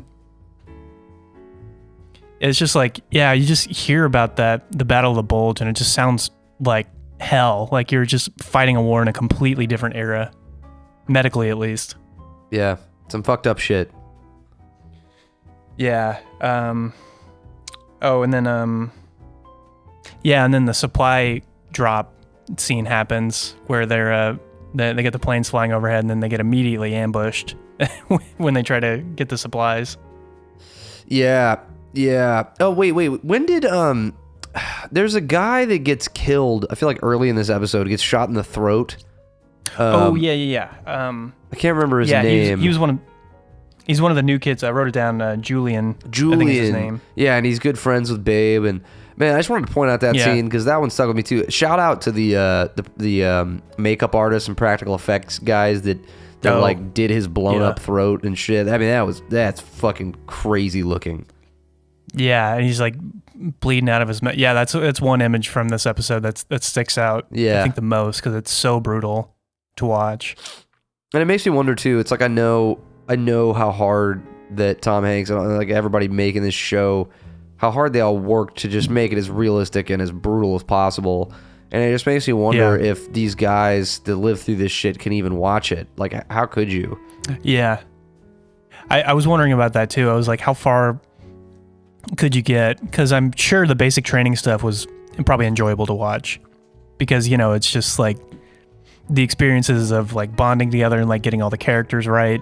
So, but yeah, beyond that and like getting like watching the whole series, I was wondering that like how many guys like saw it all the way through. Yeah, because I feel like it couldn't have been. I mean, I think Winters and like a couple of the higher up guys were like in the editing room. And they were like giving them like notes and stuff, and they would ask the guys like, "Hey, do you remember being in this like area like before they were shooting and stuff?" He's like, "No, I don't think I was ever there." And then they would write their character out of that scene and then put somebody else in there. Oh wow, interesting. So I think that's why like in a lot of scenes like you would expect like other characters to be in certain places. Yeah. And then it's just some random guys in the background. I think that's a big reason why they did that. Crazy. Because like the guys would be like, yeah, I was never there, and then they would cut them out of the scene, and for historical accuracy sakes. Interesting stuff. Yeah. But yeah, oh gosh. Yeah, what was I gonna say? Sorry, it's so yeah, easy. There's so much shit happens in these episodes. It's so easy to just get completely fucking derailed. Yeah. I forget what you were talking about. I interrupted with the dude getting shot in the throat. Oh no. Yeah, I think that was one of the. I think that happened like the scene before. What I was talking about. What was it? I'm like looking through my notes like a fucking asshole. Oh yeah, Toy with his boots. Oh yeah, yeah. And all that stuff. But yeah, I think most of the time he's just trying to go around and figuring out what. Oh, and then that one guy that gets paralyzed too when the supply drop happens. Yeah. And it's a tough one to watch too because they have to take him back, and then that's like the next scene he gets with Renee. Yep. Again, and they can't save him. I don't think. Can't save him. Is this the episode where, because I seriously, like 6 and 7, obviously I watched them last night, but they blend together for me. Yeah. What's his face that finally gets, you have this awesome scene, and I really hope this happened, where this dude, they take out a German officer, like a SS officer on his horse. And, oh, that's at the beginning of 7, yeah. 7, okay, I'll hold off, sorry. I will hold off. Yeah. So there's a scene, I think it must have taken place on Christmas because the German soldiers are singing Silent Night like over they can hear them singing Christmas carols. Classic. Yeah, which I never, like, I was confused if they were like, it was just Christmas or they were just trying to fuck with the Americans by like, get them all like disoriented. Yeah. But I think it was just Christmas because I remember reading stories or hearing stories that the Germans did the same thing during World War One. During the trench warfare, you could hear everybody singing Christmas carols across the trenches. Yeah, I've heard about World War One because there's a bunch of those stories where like they would even take like armistice days, and like this is the most bizarre thing about that war. Like they would take an armistice day like on Christmas, and I think this is like early in the war, but they would like when they weren't shooting at each other on Christmas, they played football together. Yeah, and then they the would next like day hook of the war. up. Yeah, I remember that. That's fucking nuts, man. How do you go back to shooting each other the next day? If the whole point of being able to do this, being able to look somebody in the face and shoot them, is to like dehumanize them in your own mind and say that's not a person, that's just someone who's trying to kill me. Like how are you gonna go do this and then immediately go back to that? I can't wrap my head around that. No, I can't either. And like it's one of those bizarre things. It was like a completely different way of thinking. It must have been like it's like over 100 years ago now, and like that's what fascinates me most about war stuff. You like think about just what those guys like thought and felt. Like it's definitely not what you and I think. No, because we grew up in like the internet age, and like morals and just ways of thinking are so different. Like the way these guys thought about like honor and duty was so devout. Like it's so foreign to us now. Like I don't think, like I think morally and like even logically sometimes like you can relate to it, but then that other part of your brain logically is like, this is insane. Yeah. Like going off to war and doing this is so like you're going to die, more often than not. Hey, but like all your buddies are doing it. All your buddies are doing it. It's all you know. Yeah, and it's just, and I think it's almost like we know too much now to even like consider doing something like that. Like in a World War kind of scenario where we call upon all nations to bring your young to go fight and die. It's like, I think everybody has just seen too much shit. Like it just doesn't work anymore. Like it just would never happen now. Yeah. Well, and also the means of fighting battles period have changed. Like the weaponry, the tactics have changed so drastically that none of this shit will ever happen this way ever again. Yeah, like precise, drone strikes and like just like boots on the ground kind of thing. I think is on a large scale. I mean, it still happens obviously all over the world, but yeah, like boots on the ground, like in a large scale offensive like that is like totally a thing of the past. Like it doesn't really exist like that anymore. Right. And I get it. Like I understand that it's still a thing, especially in urban areas where you can't just fucking bomb the entire city, where you're going to have, no, for sure. ground troops going hand to hand or whatever. But it's, like you just said, a massive offensive like this, just moving across the countryside, probably will never happen again. Yeah, because you're just killing all those guys. Like it doesn't make sense logistically anymore. Yep. I mean, to be fair, it never made sense. War's fucking stupid. No. But I mean, like in an age where it's just like you had a radio and like you had a paper map to figure out where you were, like maybe it made more sense. Yeah, man, I wish I'd had a radio and paper map on New Year's, man. It was fucking nuts. There was absolutely no cell reception. It felt kind of apocalyptic for a little while. Yeah, that's the thing too, is like, the amount that we rely on technology now, like second it's down or getting like an EMP strike, we're fucked. Yeah, true, which is why we need to do a one guy's seen it on that new Netflix movie with Julia Roberts that just came out. Which one is that?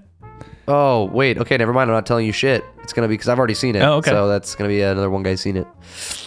Okay, yeah, when we get back to the basic episodes, which I'm excited to, because I love doing this series, but this has been a nice reprieve. Like, because we've talked so many times about how the one major flaw with doing this podcast is there's so many movies that we would love to talk about that we've both already seen, and the format of our podcast prevents us from doing that.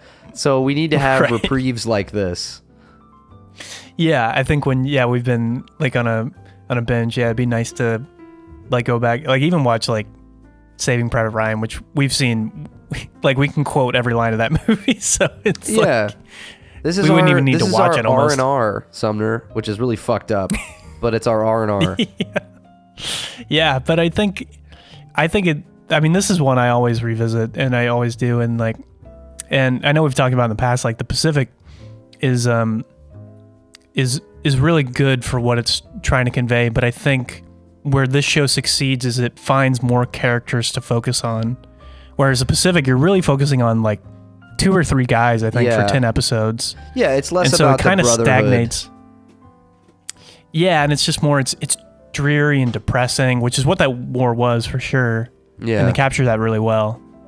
But yeah, it's just like there are parts that are just not enjoyable to watch at all. And like it's not quite as coated in chocolate.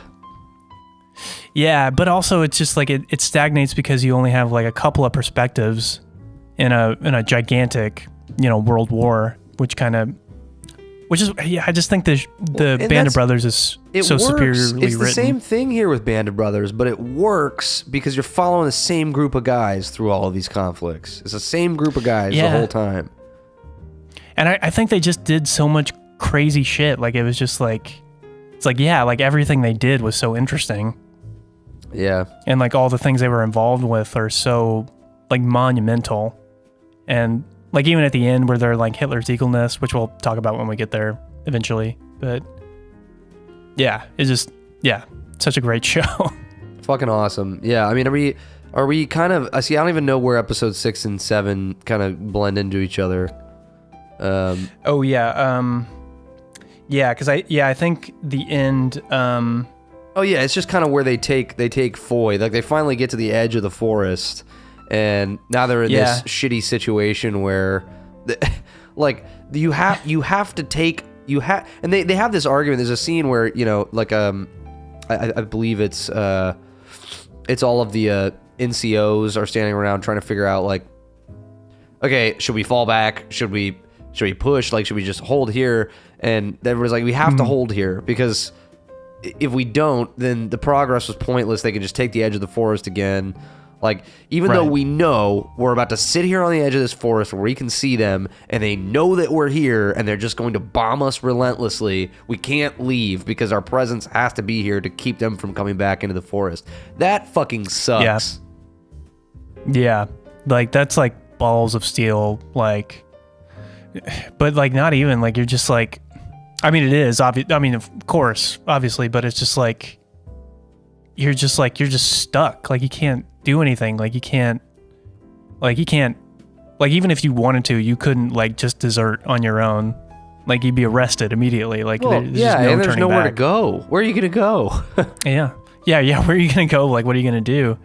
So it's just like, I can't imagine like being on where those guys were, like, because even if you wanted to, you're like, this is fuck. Like everyone around me is dead, and I've got to leave now. Like you just couldn't. You were just stuck, and just completely trapped in this forest. Yeah. Like the psychological toll, the fact that these guys got out of there and continued to fight is mind-boggling to me. Yeah, they kind of gloss over that at the end of the episode. We'll get to that later, but yeah. And then we took like 3 more towns. Like, oh shit, okay. But yeah, well, you know, like this episode starts off with, I think, like you said, with this fucking badass scene of what is the name of the guy that I can't remember his fucking name that gets.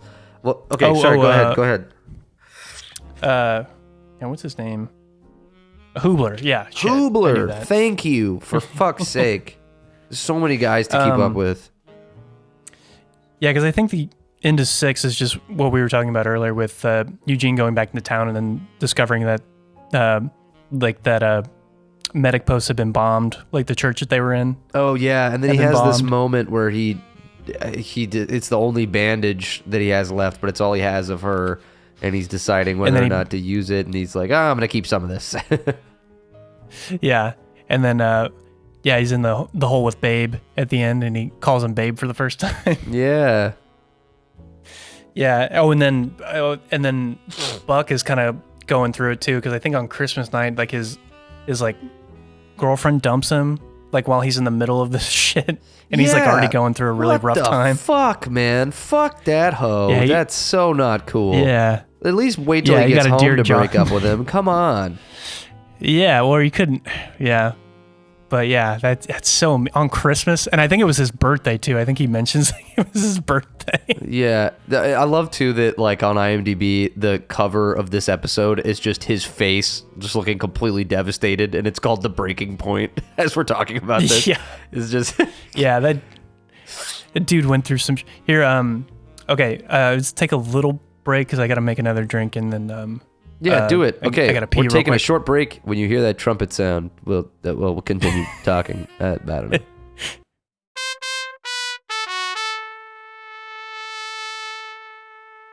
All right, we're back from Sumner's potty break. Well, we were talking about something. Yeah, just the very end of the episode with Eugene and Babe, and then there's that little thing that comes up at the end where they get talked. The Patton's Third Army comes in and relieves them with their air support, and helps them basically make that last assault. And then there's a thing. It's like basically it's saying like Patton like saved the hunter first, and then but no member of Easy Company would ever admit that Patton saved them, which. Yeah, they're doing just fine. Yeah, which I think is hilarious because it's like they obviously needed help, like they were fucked. Yeah, but I the think fact that they'd made it that far gives them the right to say that they didn't need it. They earned that right. Yeah, it was just like just a hard-headed way of like being like, "Fuck you, Patton. We don't need your bullshit." Hold that over our heads. Your stupid airplanes and your stupid food and nice warm clothes. Yeah, military people crack me up because like even when like something like that happens, they're just like, "Fuck you! I don't need that." Yeah, the internal pride and tribalism just from company to company cracks me up, man. Yeah, and there's a lot of like favoritism in Easy Company. Like they have that whole like little like if you're in the group, you're in the group, but if you're not, like you're an outsider. We don't trust you. Which gets touched on in the episode after this one, which I really like. It's like apparently like everybody's least favorite episode, but I really like the next one after 7. Well, they've touched on it a little bit already. I mean, even when Donnie Wahlberg, when Sergeant Lipton's kind of going around sort of half-heartedly defending Dyke, I mean, he makes a good point. He's like, look, we've been the same group of guys since the invasion. We've come all this way. Like, there's no way that any leader stepping in could ever... Yeah, he'd have to take Hitler's mustache to earn our respect. Like, right. It just is what it is. Now, granted, I think that Dyke is an exception to that rule. Like I kudos to him for trying to rally everybody behind Dyke, but just about anybody would have been better than that piece of shit. And I think they knew that. Yeah, definitely. And I think he's great at being diplomatic though, because he's like, it's not going to do anybody any good to like trash a commanding officer. Like, even behind the scenes when nobody's listening. Yeah. Like he knew it would just destroy morale and it would just, destroy whatever momentum that they had, like through the ranks. So I think he did like the best that he could in that situation. Yeah, between him and Doc, they held it together. And I think that's why and that's what's interesting about these 3 episodes in a row, right? You get Winter's perspective, you get Doc's perspective, you get Lipton's perspective, and really these are the 3 guys that were the engine of Easy Company that kept it going. And it feels like that's the overall message with sort of why they formatted these episodes this way. Yeah, which I think is really smart because they were well versed enough in like the Easy Company history and like were aware enough of like the inner turmoil of the the collective group of guys that they could portray that to the audience and it would make sense without having to explain all of that. All the inner politics that were going on, which they do a little bit, but not to the point where you're like losing track of who's who. Right, for sure. But yeah, I think this probably may be the best episode in the show. Like, I mean, it's really fucking good. Yeah, it's there's just so much in it, and it's probably one of the most heartbreaking episodes of the entire show too. But it's so well done. And I think Lipton's perspective is really unique and good. And there's so much shit in this episode too. It's like, it's a behemoth. Yeah, man, we'll kick it off. What do you want to talk about? I think, so there's a little, like talking head at the beginning from the documentary. They're like breaking down. And then one of the guys,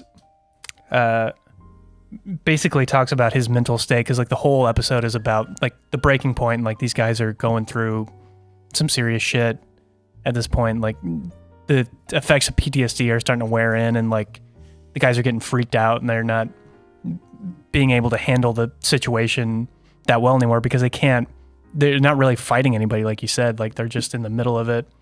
And one of the guys, which I think is Malarkey, the old guy that's talking, basically says like, like I was able to handle it well at the time, but like that led to some issues later in life. And like, you never forget those things, which is a really powerful moment because he just starts breaking down and it's so emotional. This episode's really emotional too. And especially at that time, that's the hardest thing. I mean, obviously I know it's been a thing in every war. I mean, it's PTSD is better understood and veterans, I mean, veterans are still treated like shit, don't get me wrong, but I think treatment of veterans and like understanding of problems that veterans have is better now than it's ever been. And obviously back then, I mean, you get home, nobody wants to, there's nothing. And nobody wants to hear any of that shit. And nobody wants to hear any of that shit. And you have no one to talk to about it. Yeah, and I think that's like, that was also a thing about that, just the time period. Like, I don't know if it was just like a symptom of the culture, like they couldn't understand or being able to think, but like that was a big thing. Like nobody, like even if somebody did bring it up, like more often than not, it would get glossed over. It's like, but you did great work, and like nobody really wanted to get that deep into what happened. Yeah, it was everybody kind of wanted to forget. The shape of society, right? Like how else can you explain that? It's like the shape of the society at that time was like, we don't want to know. Things are clear. Yeah.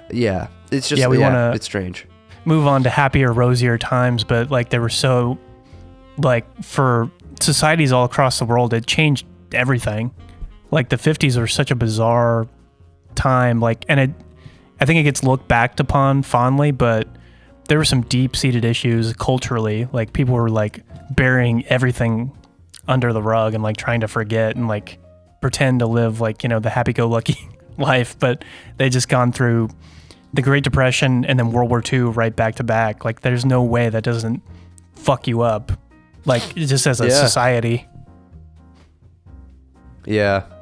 makes you wonder too if it was also kind of a result of, and I think about this all the time, like just the way that information was spread in the country at that time. It's like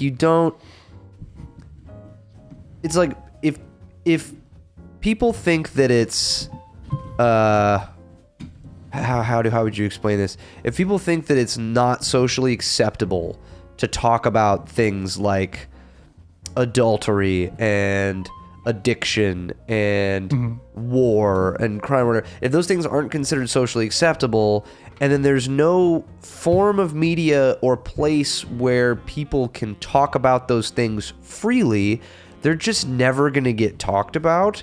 And it's like the suppression of those topics just stacks, because if you never hear anyone talking about it, no one's ever talking about it, and it just stacks and stacks and stacks and stacks until you have this society of repression and unspoken. And I feel like the information age changed all of that, you know? Yeah, it did. And I think the I think the movement of like mental health awareness in the last, 15 or 20 years has become such a norm. Like thinking about it in those archaic terms seems so foreign. But that was the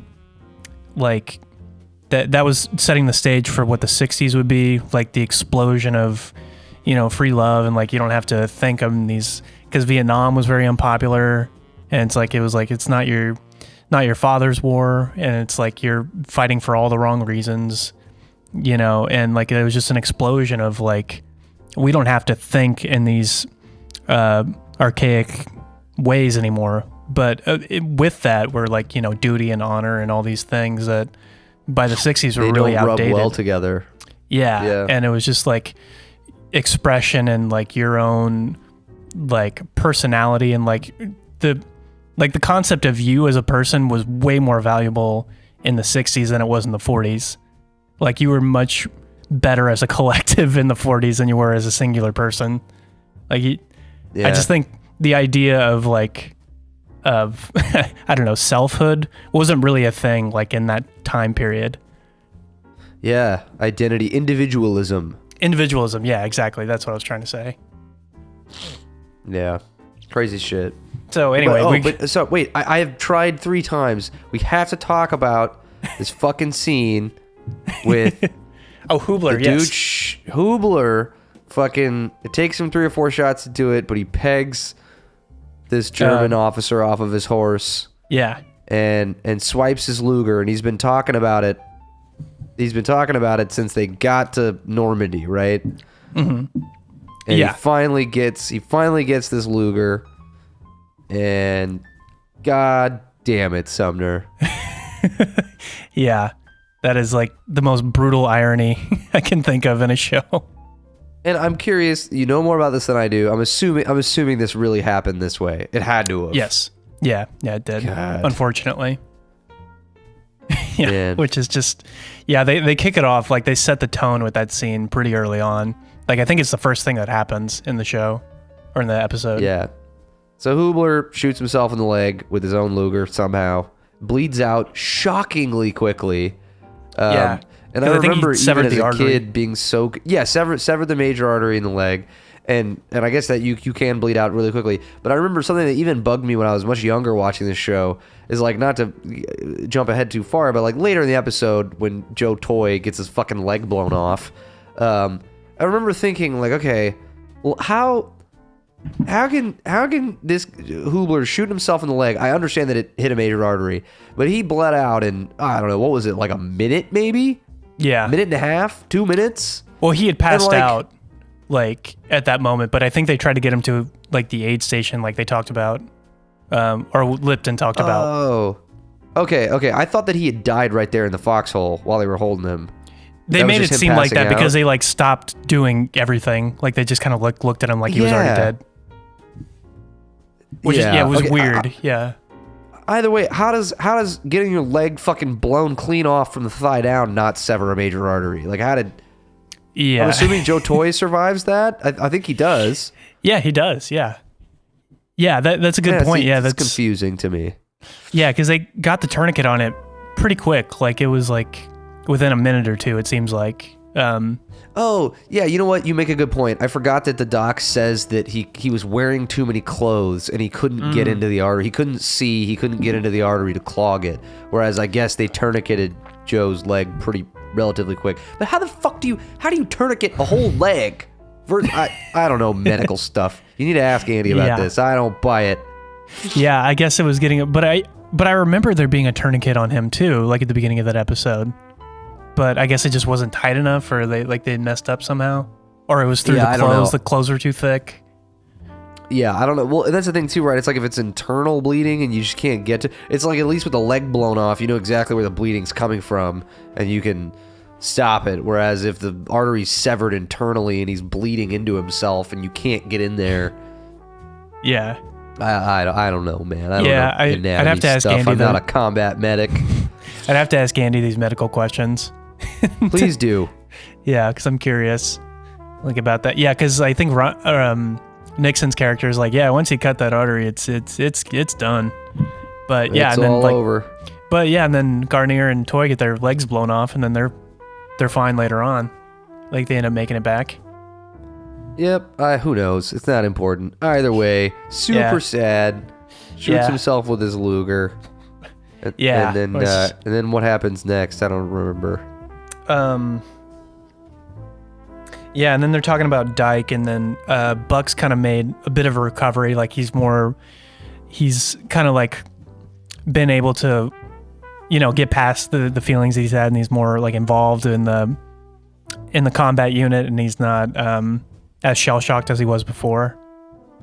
And he's like making jokes and like palling around with the guys again, and like being present or being able to be present in the moment again.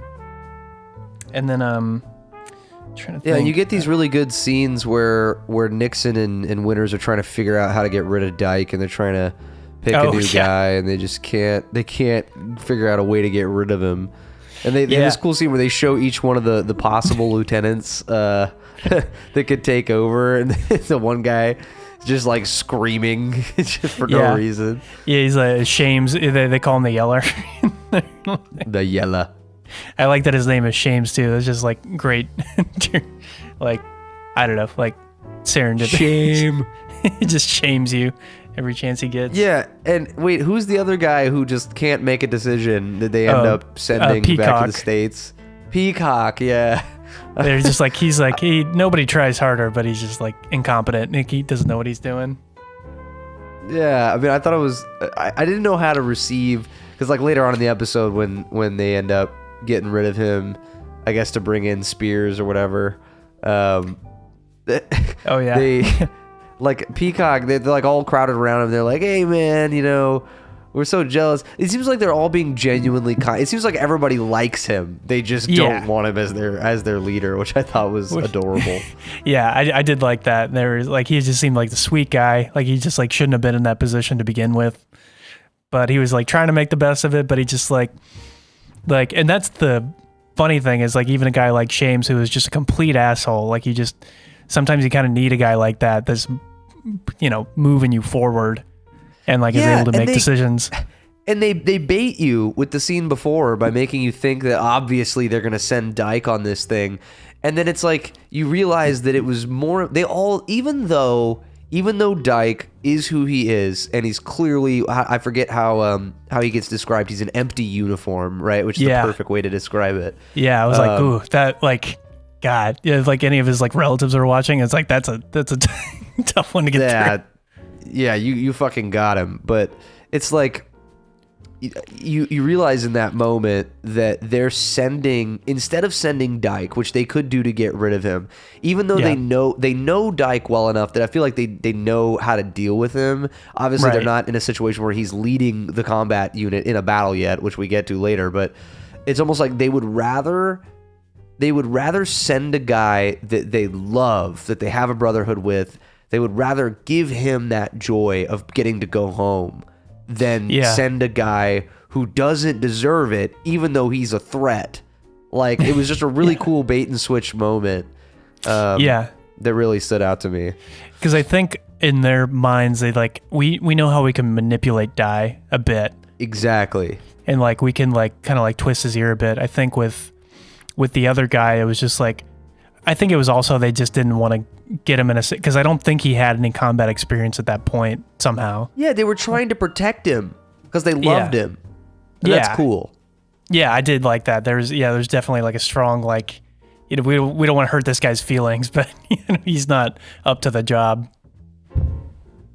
Yeah, and he's just, you can tell Peacock's just so blown away. He's like, you guys, I can't believe you're being so nice. Like, I don't deserve this. They're like, yeah, you do. Get out of here. Come on. Come on. Get the fuck out of here. You know why. You work harder than every man in the company. You deserve it, Peacock. Yeah. And then Lipton has a really good line when he's talking about his leadership style. And he's like, you know, there's guys that are bad leader because they try to make too many decisions. And then with Dyke, he was a bad leader because he made no decisions. Like he was just not present.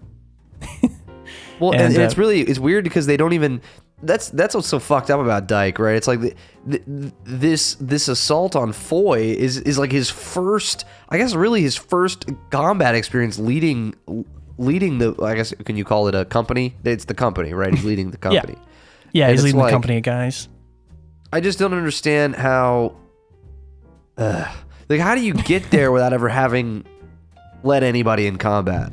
Well, I think the thing too is like they talk about like the politics of it all, and like he was kind of grandfathered in. Somebody liked him. Yeah, somebody at the top brass liked him and was like, but you could tell he was there as a career like opportunist. He didn't really care about the guys or the situation or even really being in war in general.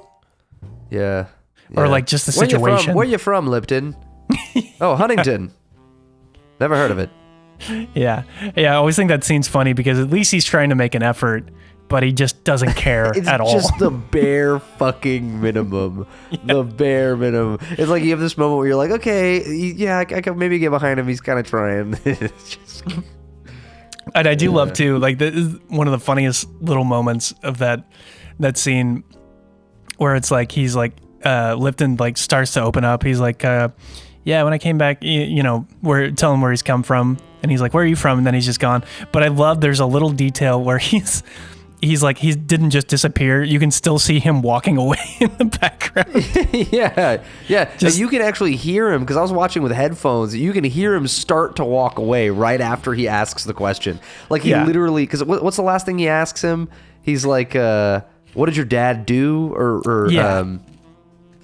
He's like, that's sad. What did your family do? Yeah. It's like, yeah, or what town you hear were him you from? say when Lipton tells him that his dad died when he was 10 years old, you as soon as Dyke says that's sad, you can hear his footsteps start to walk away the moment he says that's sad. And I was like, oh my God. Yeah, it was just like, it was beautiful comedic timing, but I also didn't like that he wasn't totally gone either. Like he was still in the process. Like he was like within earshot. He could have heard him, but he just continued to walk away. Yeah, it just adds to it. It's great. Yeah, he's such a dick. And it's like, and he's obviously written that way to be like, because he's also an outsider, but he also doesn't give a shit. So, you know, they can kind of portray him. But he's also an ignorant dick. Like, he's like Michael Scott. Like he doesn't even have the social awareness to realize how much of a dick. Like I genuinely don't think he's trying to be a dick. He's just incompetent and doesn't care. Like yeah, exactly. He's just an idiot. He's a moron. There's a difference between being a dick and being a moron. He's just a moron. Yeah, and it's like willful ignorance though. He like doesn't really care to learn about anything. He's just like, true. Whatever I have to do, somebody's gonna tell me how to do it, like kind of guy. Yeah. Like I don't have to like really try that hard or do anything. But he's like, it's hysterical because it's like one of the most stressful situations you could ever imagine being in, and he just doesn't care at all. Yeah. Like takes no responsibility for anything that he's supposed to be doing. Well, and what's hilarious too, you know, because they call him Foxhole Norman or whatever, and everybody jokes about how he's always either in his foxhole or taking these long walks. And my first thought when they talk about him taking these long walks is like, that'd be the last thing that I would expect him to do, because taking walks on that line would have been insanely dangerous. Oh, yeah. Like, insanely dangerous. And I get that it was more just to avoid his responsibilities, but it's hilarious to me if this is true and he really did go on these walks and he was the way that he would rather put his life at risk constantly every day by wandering up and down these lines than actually have to deal with his responsibilities. And by himself, you don't really see him carry a gun. I mean, maybe it's like on his shoulder or something, but I never saw him with a gun. I don't feel like, anyway. But yeah, and it makes you wonder if it's just ignorant confidence, like he just thinks of himself as unkillable, so he's like not even worried about it. I think it's probably more likely that. Yeah. Yeah, and then you got Buck, who is like the other guy that they consider, but I think even Winters is like, I can't replace Dyke, so I can't really do anything about it anyway. I don't even know why we're talking about this, but I just love that little scene and they where can't afford to lose Buck from being a platoon leader because he's the only good one left. Yeah, but yeah, their whole conversation, him and Nick's, which I think is just like them just kind of like bullshitting, like, what's your ideal team to like take this town? Just like them talking about it, I think is fun, even though they know it's like pointless. They can't really do anything about it anyway. But like going through, like getting a sense of what they got really, like who they got working for them. Like, get an insight into like the CEOs that they have, which I think is really fun. Yeah, it's good shit. Their relationship's awesome. All of their scenes together are great, but you really get to start seeing the frustration from Winters in this episode of being right there, but not really being in control of everything. And just you get to see more of how much he truly cares about Able Company, and it's just his baby. And God damn it, Sumner, I'm so glad that you didn't spoil any good Spears stuff for me. Oh yeah, I forgot how fucking awesome he is in this episode. Yeah, just I didn't want to every way.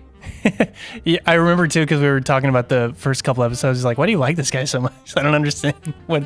Yeah. Now I remember. Yeah, he's such a like the perfect combat leader. Like it's like somebody like came up with it in their head, like the things that this guy actually did. Like, because it seems too ridiculous. He's somebody who was just born to do this. Yeah, and like I gotta talk, like the guy that plays him, like he's just got the stare that he has. It's just like, and I was paying attention too. I was like, what is it that this guy is doing that I'm like, he's just like, and then I realized every time he's in a scene, he never blinks, ever. Really? Like there's never a scene where he blinks. And I was like, that's what it is. Yeah. Because like he'll stare somebody down and there's just no blink. I mean, like when he turns his head, like there'll be that like break in the moment, but like there's just that complete focus on everything that he's doing. So I had to give props to the guy that plays him, because he captures that intense quality, like whatever that is. I think it's that, and it's also that he doesn't he never has any sort of expression. It's no blinking, no expression based on what he's saying, and he sort of moves like a robot. He's just doing very the whole robotic robot thing.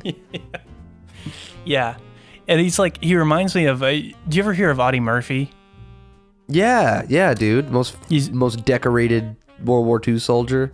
Yeah, and he was very similar to Spears' character. Like he was war hero. He would do crazy shit like that, just run without any regard for his own safety, and it was kind of just the audacity of what he was doing. Like for some reason, guys wouldn't shoot him. They were just like, I can't believe what I'm seeing right now. Yeah, you're just in shock. There's probably a combination of that and insane luck. And yeah, definitely. It's everything that it takes to do that. I mean, to be able to survive acting that way. Yeah, and it just it's so it's so great. There's a great little like throwaway line. Like I think it's Garnier and the guys Muck and Pincala. They're all hanging out or Malarkey and those guys are hanging out in a hole, and they're talking about like they're talking about someone who's like, oh, he's so stupid. He's like, yeah, we're all stupid. These are guys that signed up to jump out of a perfectly good airplane. Perfectly good airplane. I just love that little line of dialogue. It's funny. Yeah, all of the little conversations in the foxholes are great. I mean, that's where you really get to see, their personalities shine. Oh, and then what's his face? I think his name's Muck. He's taken one of the new guys like through the camp, and he's like, "Oh, you just got here," and he's running through him through all the injuries or wounds that the guys in Easy Company have gotten. Yeah, that was great. Which is a really fun little detail. He's like, Lip there, he got some shrapnel in Carrington, almost took his balls off. And then Garnier's like, how are your balls doing? He's like, they're doing fine, Bill. Thanks for asking. Kind of you to ask. Kind of you to ask. Just the way Donnie Wahlberg delivers that line is great. And then they talk about the famous Easy Company wound. Everybody's like, a bunch of guys have gotten shot in the ass. It's $1 million wound. Isn't it Perconti that gets shot in the ass in this episode too? Yeah. Him and and Buck, and Buck had gotten shot earlier, and then some other guy too. I thought you liked it in the ass. Thought you liked it in the ass. And then Luz has never been hit in combat, which is a... And neither has the guy talking, I think it said at some point. Or the guy who's telling him all the stories. What's his name? Muck, yeah. Yeah, until later. Until he ends up getting fucked up. Yeah. Splattered in his foxhole. What a crazy scene, man. Yeah. Where you're like, you're watching Luz climb toward him, and you're like, God, just get into the hole. Get into the hole where it's safe. Fucking shit, man. Our foxhole gets obliterated. Yeah. I like that we didn't have to see their remains. I appreciate that small mercy from the showrunners. Yeah. And that was the thing too, because I remember the first time I watched that, I was like, because you're not really paying attention the first time you watch it. There's so much to... There's just too much... there's too much going on. Yeah, and you're like trying to orient yourself. Every episode is like, oh, who's who? Like, everybody's talking so fast. There's so much to think about, like about what they're doing. So when that moment happened, I was like, God, I don't remember those guys that much. Like, I don't remember... but like watching it this time and watching it like the last couple times, I was able to pay attention, and like they're pretty much in every single episode all the way through. Yeah, especially Muck. I mean, he's in a lot of the show. Yeah, and it's just like, I think he's like, one of the background guys, but like his relationship to Malarkey and Buck, and like it's pretty significant. Like they're like best buds. So like when you're actually paying attention to like who's who in the scene, like you really get the weight of that moment when that happens. Yeah, for sure. That was rough. That was rough because essentially what's happening in this episode, right, is they've pushed all the way up to the line or up to the tree line, and they get there, and then right when they get there, they know they're gonna get shelled, and they do get shelled. They get shelled back-to-back times. Yeah. And Joe Foy, who has just come back because... it's funny, the guys talk about, you hear Garnier make a comment about it earlier in the episode about how being in the hospital fucking sucks. Like it just seeing all the guys fucked up, and all you want to do is get back to the line, and you get back to the line and you're like, fuck, I'd sure like to not be here. And then, it's like, especially in this situation with Bastogne behind you, that was just getting constantly shelled. Like like in Joe Toy's case, it's like he's the first sort of case throughout the show where I was like, okay, it makes sense that he wanted to get back as quickly as possible, because there's really nowhere that's gonna be. You might as well just be there. Like you're probably gonna get fucking killed regardless of where you are. But just the loyalty to his brothers to want to come back, even though he was still kind of injured, and you get the cool little scene with him and Winters, and Winters being like, no, you need to go back, and then he takes his fake sling off, and he's like, all right. It's like, you can join back up, which is... You can join. Which is why I like the next episode a lot, too, because, and not to spoil anything, but it's about this guy, Webster, that we see earlier on in the show, but he gets wounded during Market Garden, and then he comes back after being in the hospital. I remember Webster.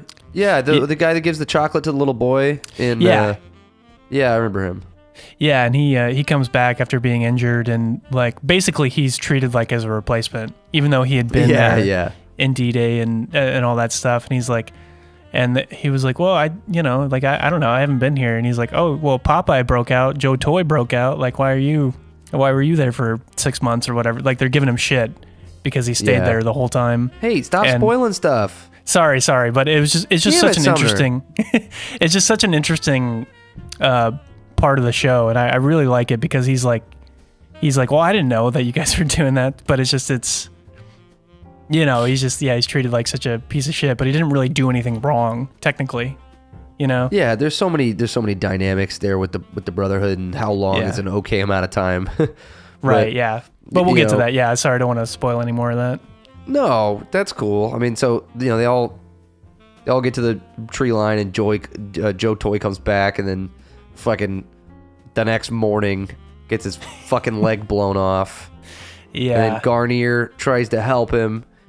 He gets his leg blown off. I thought they were done. Like, I thought when that shell hit them, that especially, and dude, probably the best scene in the whole fucking show is right there.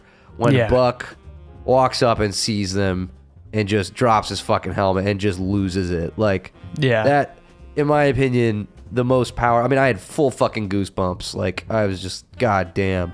Yeah, and like I think it's important to know his state of mind, like the last couple of episodes. For like, sure. That's like how close he was to the breaking point. Yeah, and that just like pushed him totally over the line. And you completely get it. Like, you're just like, shit, dude.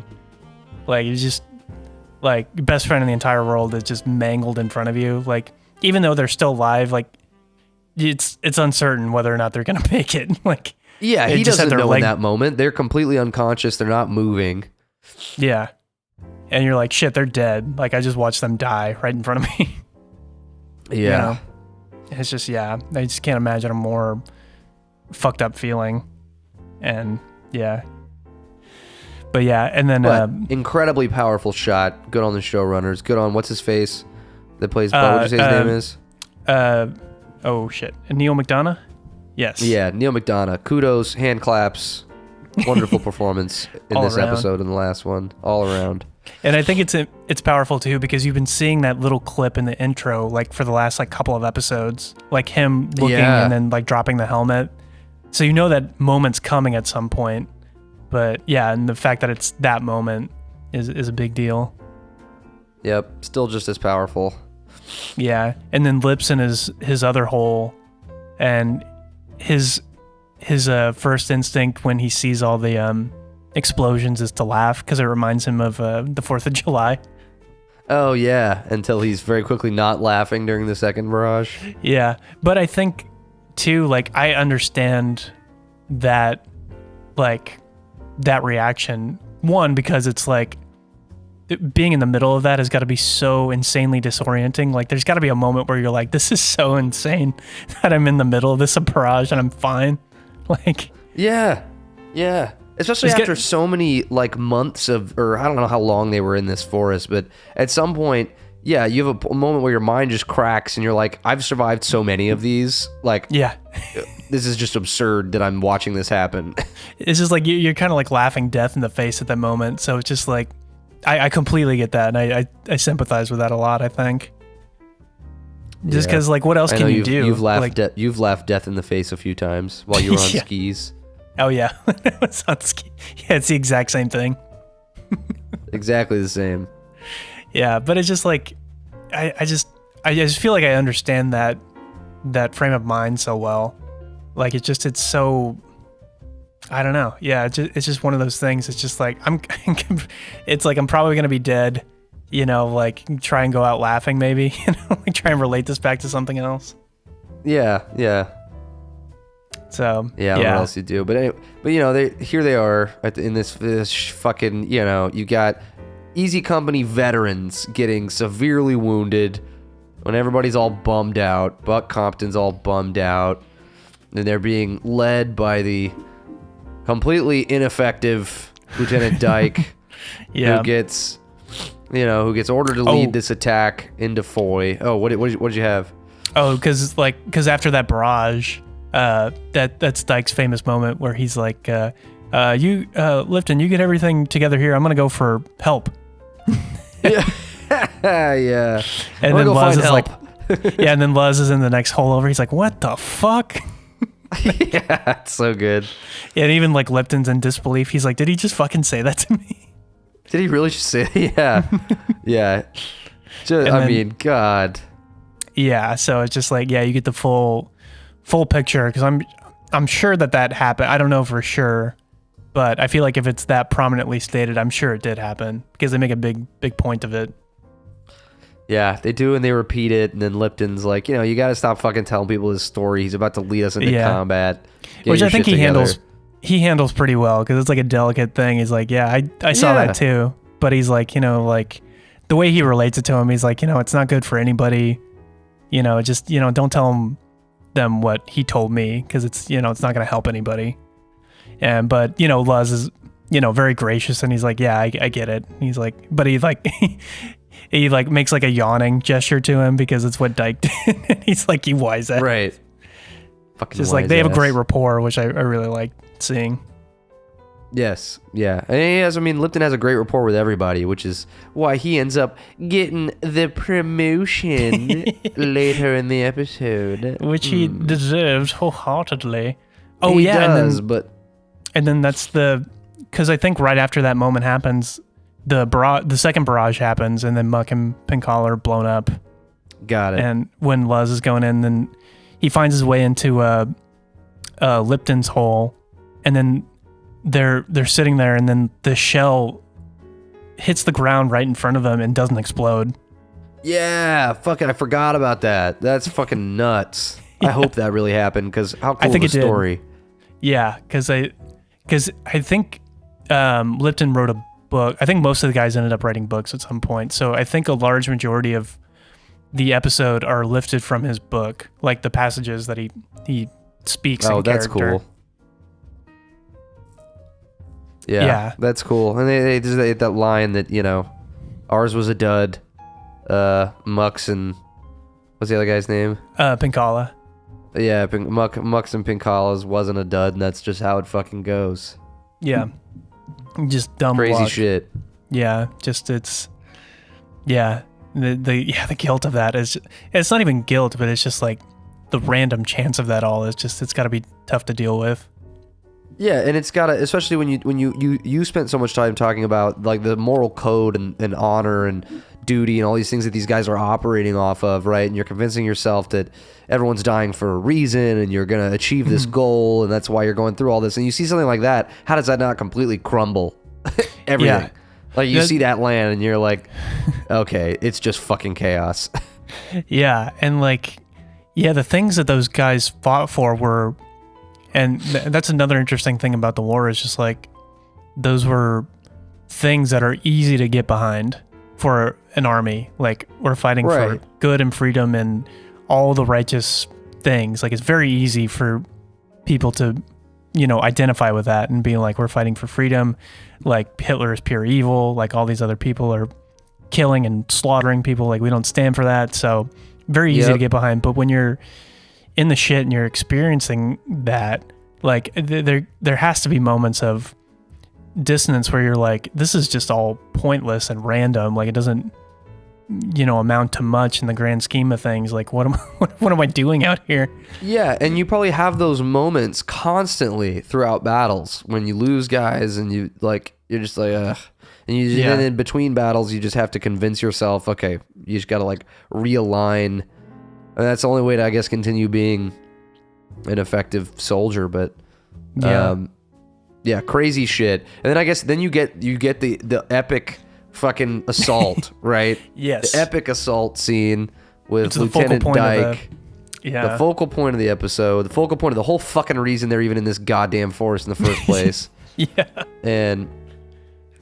And of course, like everyone expected, and man, I almost feel bad for Winters that because you got Winters and what's the other guy's name? The guy with the mustache.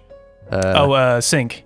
Colonel Sink. Sink, right? So they're sitting up here watching the battle unfold, and you get that scene too with Lipton, which is a really big deal, where Lipton, he confronts Winters and is like, "Look, I know there's nothing you can do, but just so you know, Dyke is gonna get us killed. Like it's gonna happen. Yeah, and which is reminiscent of the first episode when they write those letters about Sobel. About Sobel, yeah. Really interesting reconnection there. Because they know they're gonna get court-martialed in that moment, and they know it's gonna be a big deal and it's gonna fuck everything up. So you know if Lipton's coming to you, because I think he orchestrated that whole thing with all those guys, all the COs. So you know if he's coming to you with that information, he means it. Like he's willing to like, you know, potentially lose his rank, and like they even talk about like potentially losing their lives, like when they read those letters about Sobel. So you know he's serious when he says something like that. Right, which is why Winters just says, you know, okay, thanks, go fucking back to what you were doing. He's like, shit, my hands are... But there's like a moment of like, yeah, I know, we're going through the same thing right now. Yeah, and he has to fucking sit there and watch Dyke lead these men into battle, and you get this scene where Dyke decides. I love it too that Winters is like, clearly Winters is having this very serious conversation with Dyke right before they attack, and he's talking to him very sternly, and he's like, you know, whatever you do, don't stop. Like you cannot stop. You have to be fast, fast. Get in there, and the dude just stops immediately. He gets like 50 yards onto the field. Ugh, God. So there is something interesting about that, which I don't know why they eliminated this from like the show, but there is a reason he stopped. So when they did that initial assault, he did get shot and wounded. Whoa. Well, so he got shot. How do you leave that out? I don't know why they chose to leave that out, but he had gotten shot in the hand or something like that, I believe. So his shell shock wasn't just the fact that all this shit was going on. Like he legitimately got wounded. And so there was an element to that he had like a legitimate reason for like not knowing what was going on and what they were doing. Well, and I'll give him a little bit of a pass, but just because you get shot doesn't mean you can't continue leading. If you're still capable of moving and directing, but I also understand like being shell shocked, and it's just, you know, it's fucking stupid. And I think that's a reason too, and I can't really blame the writers either, because I think you're dealing with so many different guys' perspectives, and so many guys were not right there with him when it happened. So there's a lot of reason that they would believe that he just froze up, because he was already nobody liked him at that point. So I think there's a big reason that I think just a lot of guys never saw that happen, so they didn't know that that's what happened. Got it. Okay, fair enough. And then he commands, in his panic, he commands the 1st Battalion to flank around all by themselves for no reason. Yes, which is you gotta commend the guys too, because like receiving an order like that, which you know is a bad order, and like just like on blind faith alone, you're like, all right, I guess we'll do it, even though we're probably gonna get shot. Like, yeah, I mean that kind of shit happens all the time. The guys take battle. Think of it. Reminded me of this battle in World War I that I can't remember the name of. But it was this situation where there was a British commander sending wave after wave after wave of British troops across this line, where a German machine gun nest was just mowing everybody down. And he would send a line, watch them get mowed down, send another line, watch them get mowed down. And I forget what movie this was. It was talking about it, but just like imagine knowing that this dude is literally sending you directly to your death. You just watched wave after wave after wave of your buddies die. That's a really extreme example, but yeah, I can't imagine in any wartime situation, not only you thinking that the orders are bad, but everybody with you is like, we all just got suicide orders, and we have to go fucking do it. We have no choice. Yeah, and I think with World War I and World War II too, there was like if you retreated or refused orders on the battlefield, like that was like grounds for court-martial. You would get arrested. I think in World War I, you would probably get executed in some armies. Like for refusing orders. And you understand why that's necessary for soldiers to do their jobs, but... Right. But it seems so barbaric now to think about. Like, like from a logistical standpoint, it's like, well, you also can't do nothing either, because if you do nothing, you Right. could equally get yourself in a situation where you'll die. So it's like I either go forward or I wait to get shot by refusing these orders. So it's like there's just no good scenario when you're in a situation like that. And you'll always hear, as long as war exists, which will be as long as human beings are on this planet, you're always going to hear stories where that kind of thing happens. Like I just watched a documentary recently about the Fallujah battle in Iraq, I believe, which was this horrible fucking fight. Well, and there was this story that came out recently about this sniper and his group of dudes that were basically sitting on top of this building, essentially shooting innocent civilians in this town, and like everyone kind of doing it, even though they knew that their leader guy was kind of nutso, and they were doing it anyway because he was ordering them to do it. And it turns out that most of the people they killed were innocent civilians. And it's just, that shit's just always gonna fucking happen. Like it's an inherent flaw of the order of command that's necessary for war to work. It's just you're always gonna have aberrations like that where horrible fucking shit happens. Yeah, and I think that's one of the most bizarre things about the wars that are going on now is, like, if you delve into it, like, even on YouTube, you can find footage of just dudes in battle, like, everywhere. Yeah. And it's insane to watch. Like, I watched, like, 3 hours of this dude's, like, GoPro footage of him in Ukraine just fighting the war. And it was, like, this dude from the US, like, it was just, like, he had this GoPro tied to his helmet, and they were just, like, and it's so bizarre to watch, because it's, like, one, I shouldn't be here watching this. Like, it seems so strange to be present for this, like, guys in a real situation, and, like, you're, like, thinking about, like, you know, their state of mind. Like, you can hear, like, shells going off, like, miles away, and, you know, making real-time decisions. Like, it's bizarre to watch. And, like, this dude is just, like, he finds, like, these group of Ukrainian, you know, like, I don't even know, mercenaries, or, like, they're with the war, but they just pull up in a Jeep and they, like, drive into town. And there's this part where I was dumbfounded. Like, he gives this guy a Red Bull and a bottle of vodka while they're driving up to this town. And he's like, you know, take a swig, you know, get, and the guy's like, no, I gotta keep sharp. And then the dude's like, all right, fuck it. And he just, like, he, like, drinks, like it seems like half the bottle of vodka and, like, downs this Red Bull. I was like, dude, what the fuck? Like, holy, you know, shit. It's insane. I'll try to find the video. I'll send it to you. But, you know, just like, yeah, just like being present in, like, a real world scenario is so strange. And, like, having it be, like, unfiltered, and, like, because, yeah, I'm sure there's sites you can see more, you know, grisly type of shit. I haven't gotten that deep into it, but I'm sure it exists out there somewhere. I'm sure on Reddit you can find it somewhere. But yeah, man. Anyway, that real world footage, there's more and more of that. It's really strange. Yeah, or even just like, yeah, it's like there was another group of dudes in Ukraine, like they were just, like, in a trench and just shooting and, like, screaming, and, like, it's so like, heartbreaking to watch, because these dudes are just really going through it, and they're just firing wildly, and, like, but it was like like questions I've had about war and, like, being on the front lines and, like, actually experiencing that were confirmed for me in that moment. Like, it's just pure chaos. Like, nobody knows anything. Yeah. Even in an era now where it's technically so much easier to communicate, there's just so much more craziness that can go on. Yeah, and dudes are just getting dropped on with drone strikes. Like, in one of these videos, like, one of the guys was, like, in the trenches, and, like, there was just a drone that just, like, guys, like, 10 feet away from him, and, like, you just see kind of, like, the dirt and stuff, like, blow up everywhere, and it's just, it's rough shit. And you just never know. I mean, so many guys get hit by drones and have no idea what happened. Just, you know.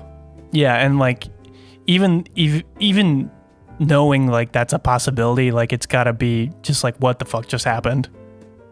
Yeah. But anyway, back to this episode. Not about modern warfare. Which we are now going on 2.5 hours. We have to wrap this thing up. Yeah. But we got to talk about Spears because he's like the next thing that happens. And because Winters tries to, like, he has a moment of like, I've got to run out there and like need to alleviate Dyke. He almost does it, man. He almost does it. Yeah, and then Sink like calls him back and he's like, I know your attachment, and he like cuts him off and he's like, Spears, get your ass over here. Yeah. Which is awesome. I mean, I don't understand why they couldn't just send in Spears in the first place. Like, he was there, available. Like, why not? Yeah. It was just politics. Like, Dyke was the commanding officer and they just couldn't get rid of him. But until he was obviously ineffective. Yeah, but it was just funny to me because they were talking about the COs earlier and Spears never came up in the conversation, which I think is so interesting. Yeah, like, what was he even doing there? Wasn't he from another company? Yeah, he's from D company, Alpha? right? Yeah, something like, I can't remember the name, but yeah, he's from a separate company, and he was just like, hey, he's this big scary dude. So but yeah, he runs out there full force, and like immediately, like you can see like that robotic like running movement that you're talking about. Yeah, Terminator. Yeah, and he just assesses the situation like lightning quick and like knows exactly what to do. And they just... Yeah, he says, fuck the flanking, send them straight in. Yeah. You know, and then he runs across the entire German line to connect with the other company to tell them to quit flanking. Yeah. Which is fucking awesome. Yeah, they connected up with like I Company or something like that.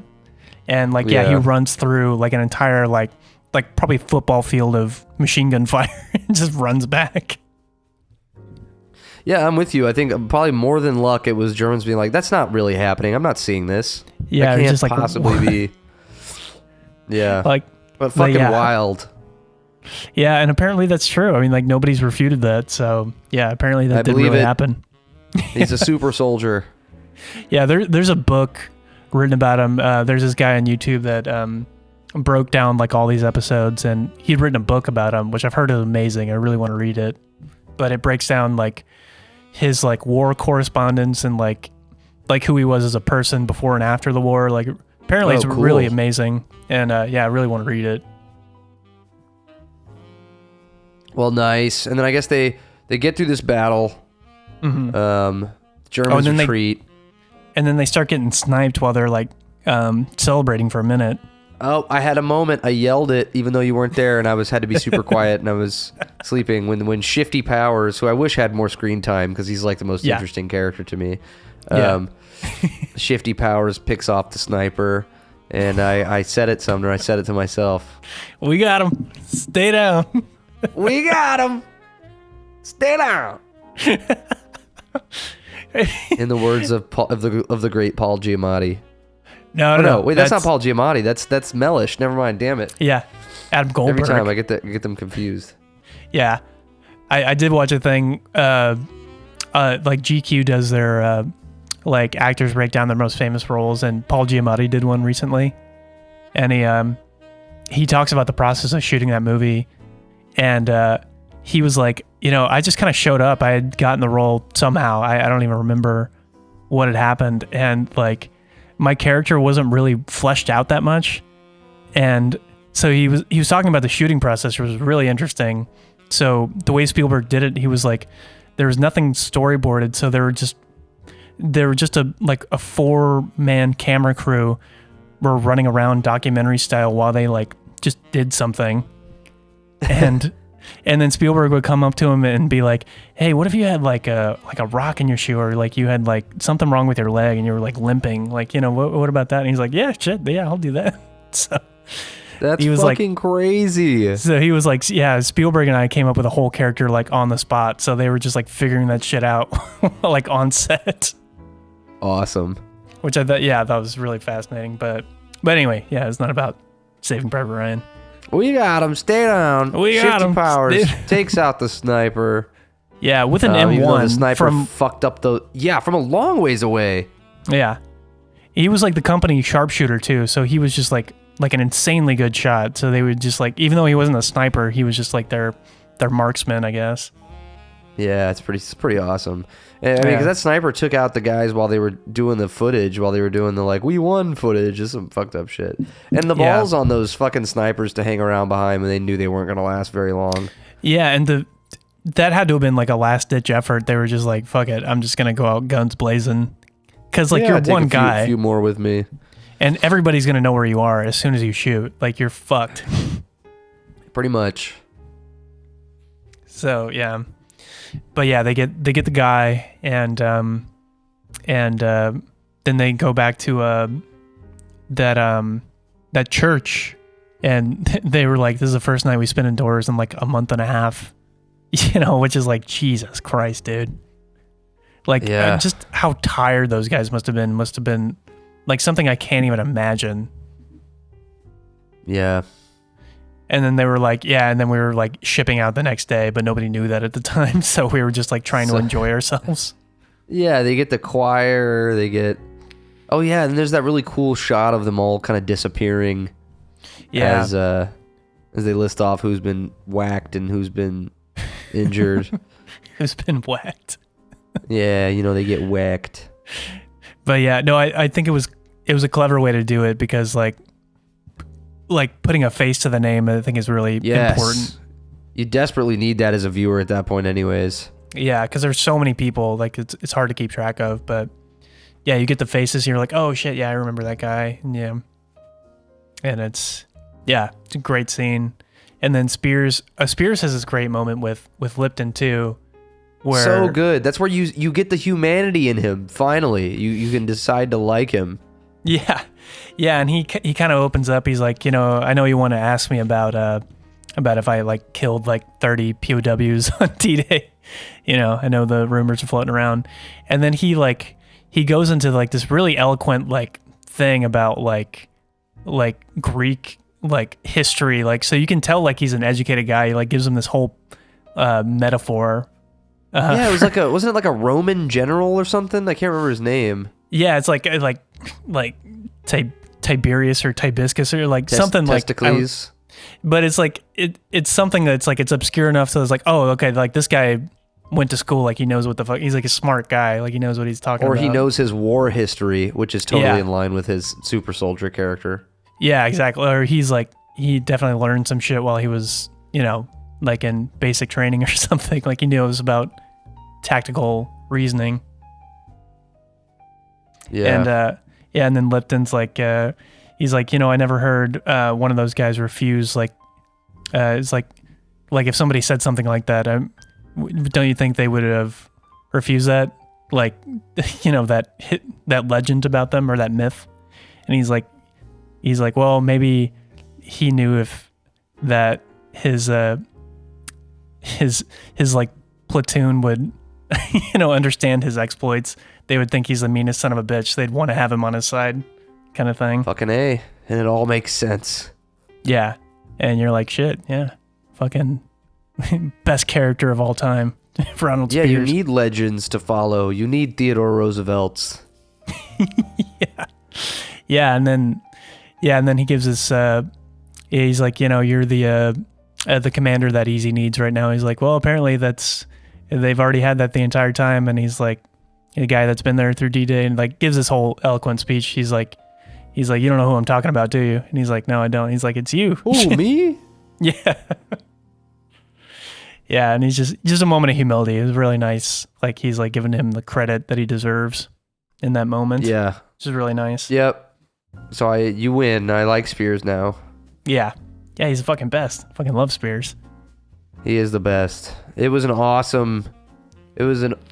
with you 100%. I think it was probably the 3 strongest episodes in the show, kind of back to back.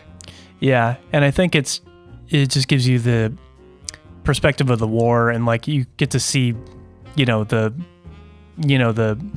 like how it was, because like the last 3 episodes are like the winding down, like they're getting ready to like win the war basically. So it's like it's almost completely separate, which is why I like those episodes a lot. But it's like it's a different side of the war, which I think is really interesting. Yeah, and these 3 episodes you get the 3 guys that made Easy churn, and that's really cool. Yeah. But yeah, I'm excited to get into like the next 3 next week and like kind of dissect, like, because I think that's probably like, these are my favorite episodes, but I think the most fascinating part of the war is like the end of it, like them coming to terms with like, this is wrapping up. Like we got to figure out how to like, just be people again, and like that whole thing is really fascinating. Yeah, same. And to any of our listeners that have made it this far, you're fucking troopers for listening to us talk about something that we love so much. Yeah, just talk about Band of Brothers for 3 hours. Yeah, basically just reciting to you the episode as it happened, which if you watched it, you would have seen. But yeah, we fucking love this show, and it needs to be talked about. So how many beers would it take for you to watch these episodes again? How many beers would it take for you to climb into a fucking frozen foxhole for a month and a half and get shelled constantly? Think whatever would give me alcohol poisoning before I got blown up. I think that would be the amount. Yeah, there's that. Also, whatever hooch Renee could whip up at the Belgian hospital. Yeah, whatever Belgian scotch they could come across, it would be down in that. I'd be Nixon. I know I would. Just be like... Nixon's the best. I just want to hang out with him. Oh my God. I'm so excited to get into the next couple episodes because he gets more screen time, especially in episode 9, I think. Like, you get to know more about his character, which is really fun. Yeah, I'm fucking stoked. Well, should we wrap it up? I think the answer was as much booze as you could possibly have. Yeah. And but yeah, this is just, I think, probably like top 5 just greatest TV shows of all time. So, and if you Hands are down, listening to man. this, you know that to be true. So yeah, because honestly, that's the only reason anyone would listen, is if they loved it just as much as we do. What do these random assholes have to say about this show? We are just a couple of random assholes here on One Guy's Seen It, and we love you. Always have. Until next week. Peace be with you. One guy's seen it, the other guy hasn't. First guy's gonna tell the second guy all about it, while they both get drunk.